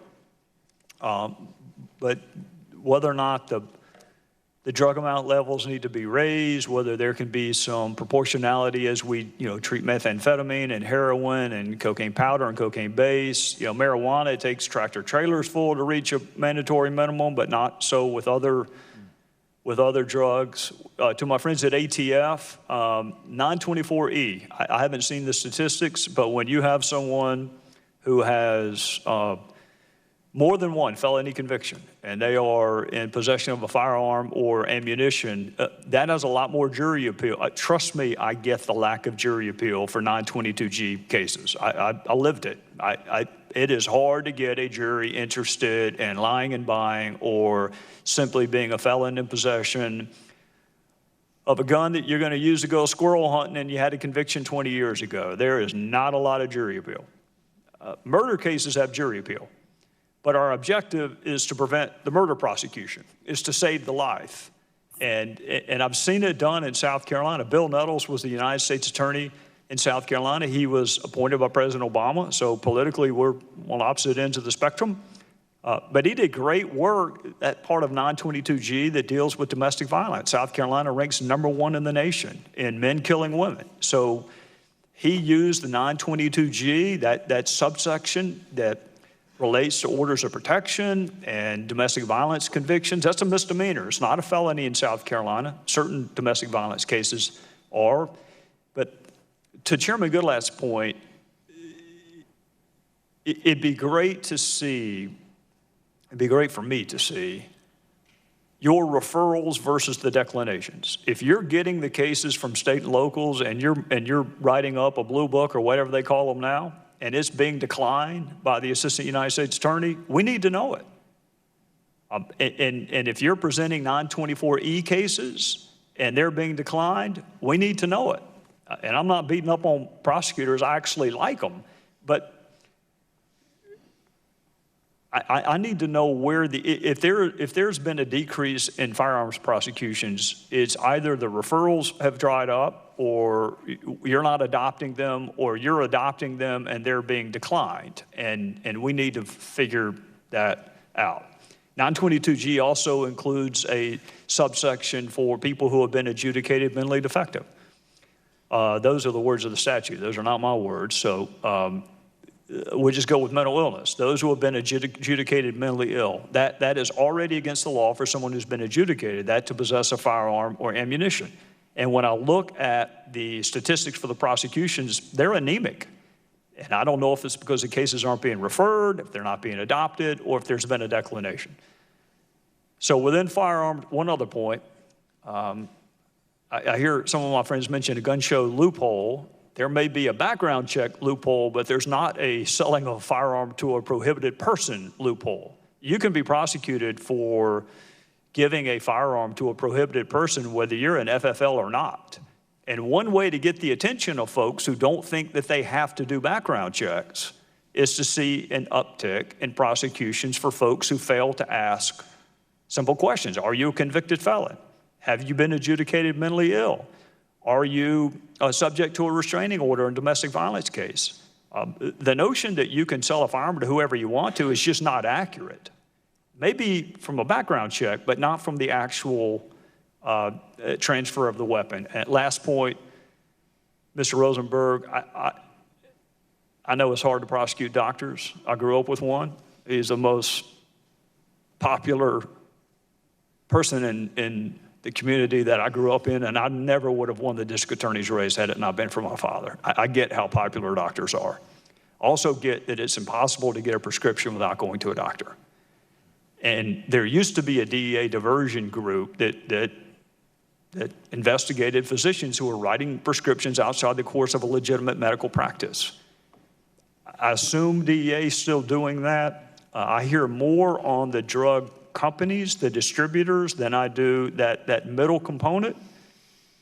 But getting physicians to understand that you cannot write prescriptions for controlled substances on napkins at a bar for someone that you just met, which is the fact pattern of one of the cases I handle. Getting that message out may also be part of us combating the opioid epidemic that we have. So I'm going to recognize the ranking member for her concluding remarks, but I'll just tell you this, raised a lot of issues. I would love, not you, you're too busy and you're too busy, but just assign someone to come help me either understand what's going on, or maybe we can make improvements on where they ought to be made. I want a justice system that people respect.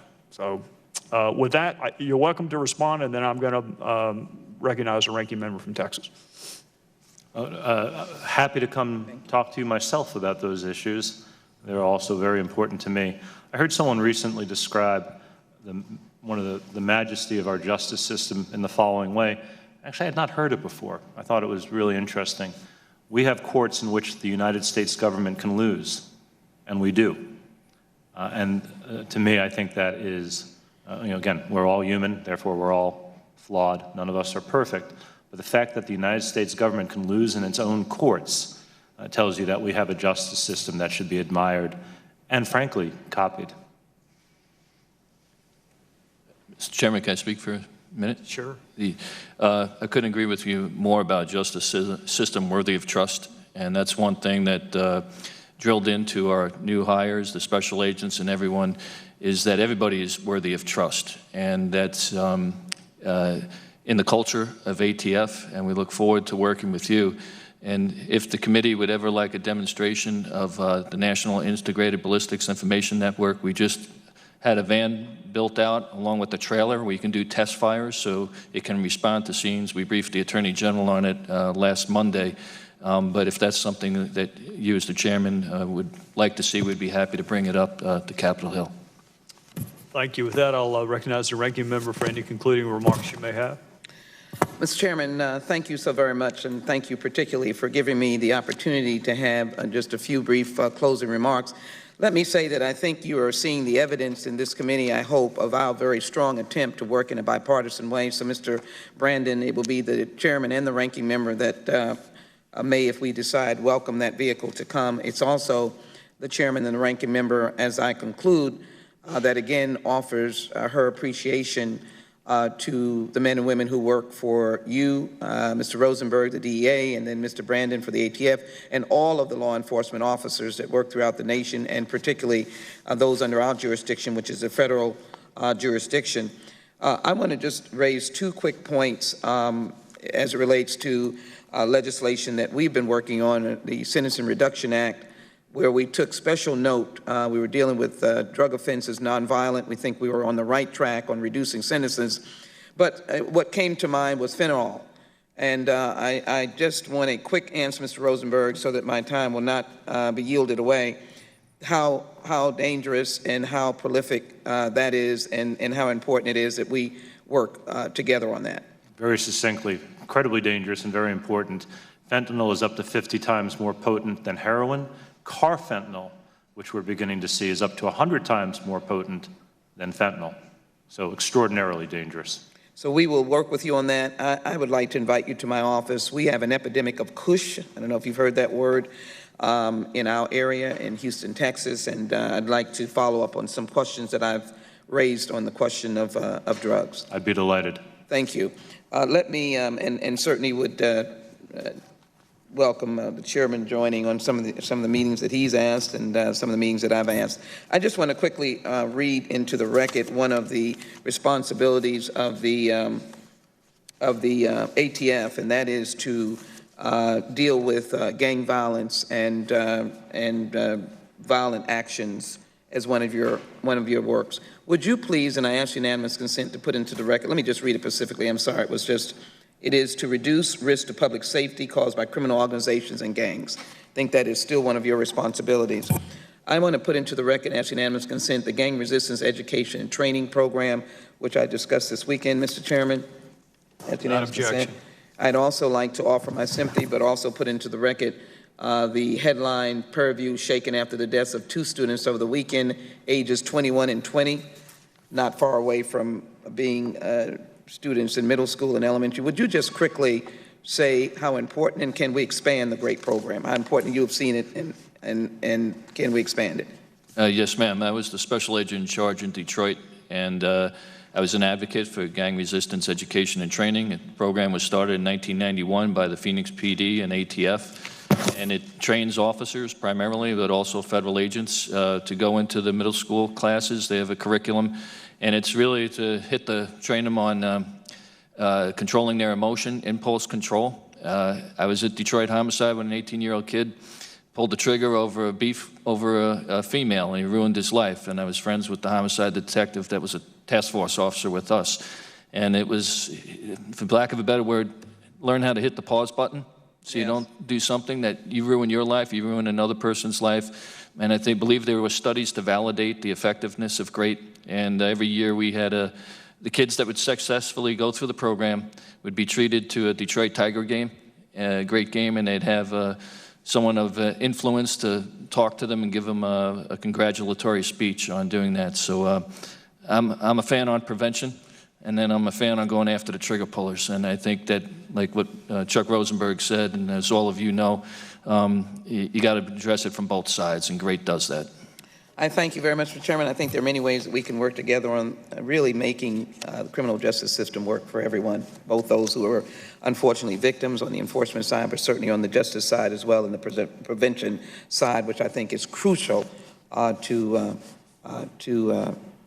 how should I say, moving America forward. And with that, Mr. Chairman, I yield back. Thank you so very much. Yes, ma'am. This concludes today's hearing. I want to thank both of our witnesses again. Without objection, all members have 5 legislative days to submit additional questions for the witnesses or additional materials for the record. Last thing I'll ask you to do is first thing I ask you to do, make sure the women and men that work for your respective agencies, not just the agents, administrative folks, folks that run background checks, all of them know how grateful we are for their service. With that, we're adjourned. 10-4. Yes, sir.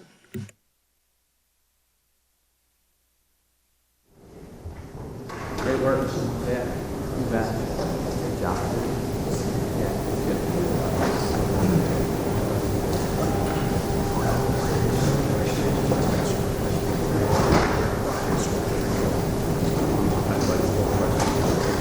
Since you didn't have to. Sorry, Ken. Thank you.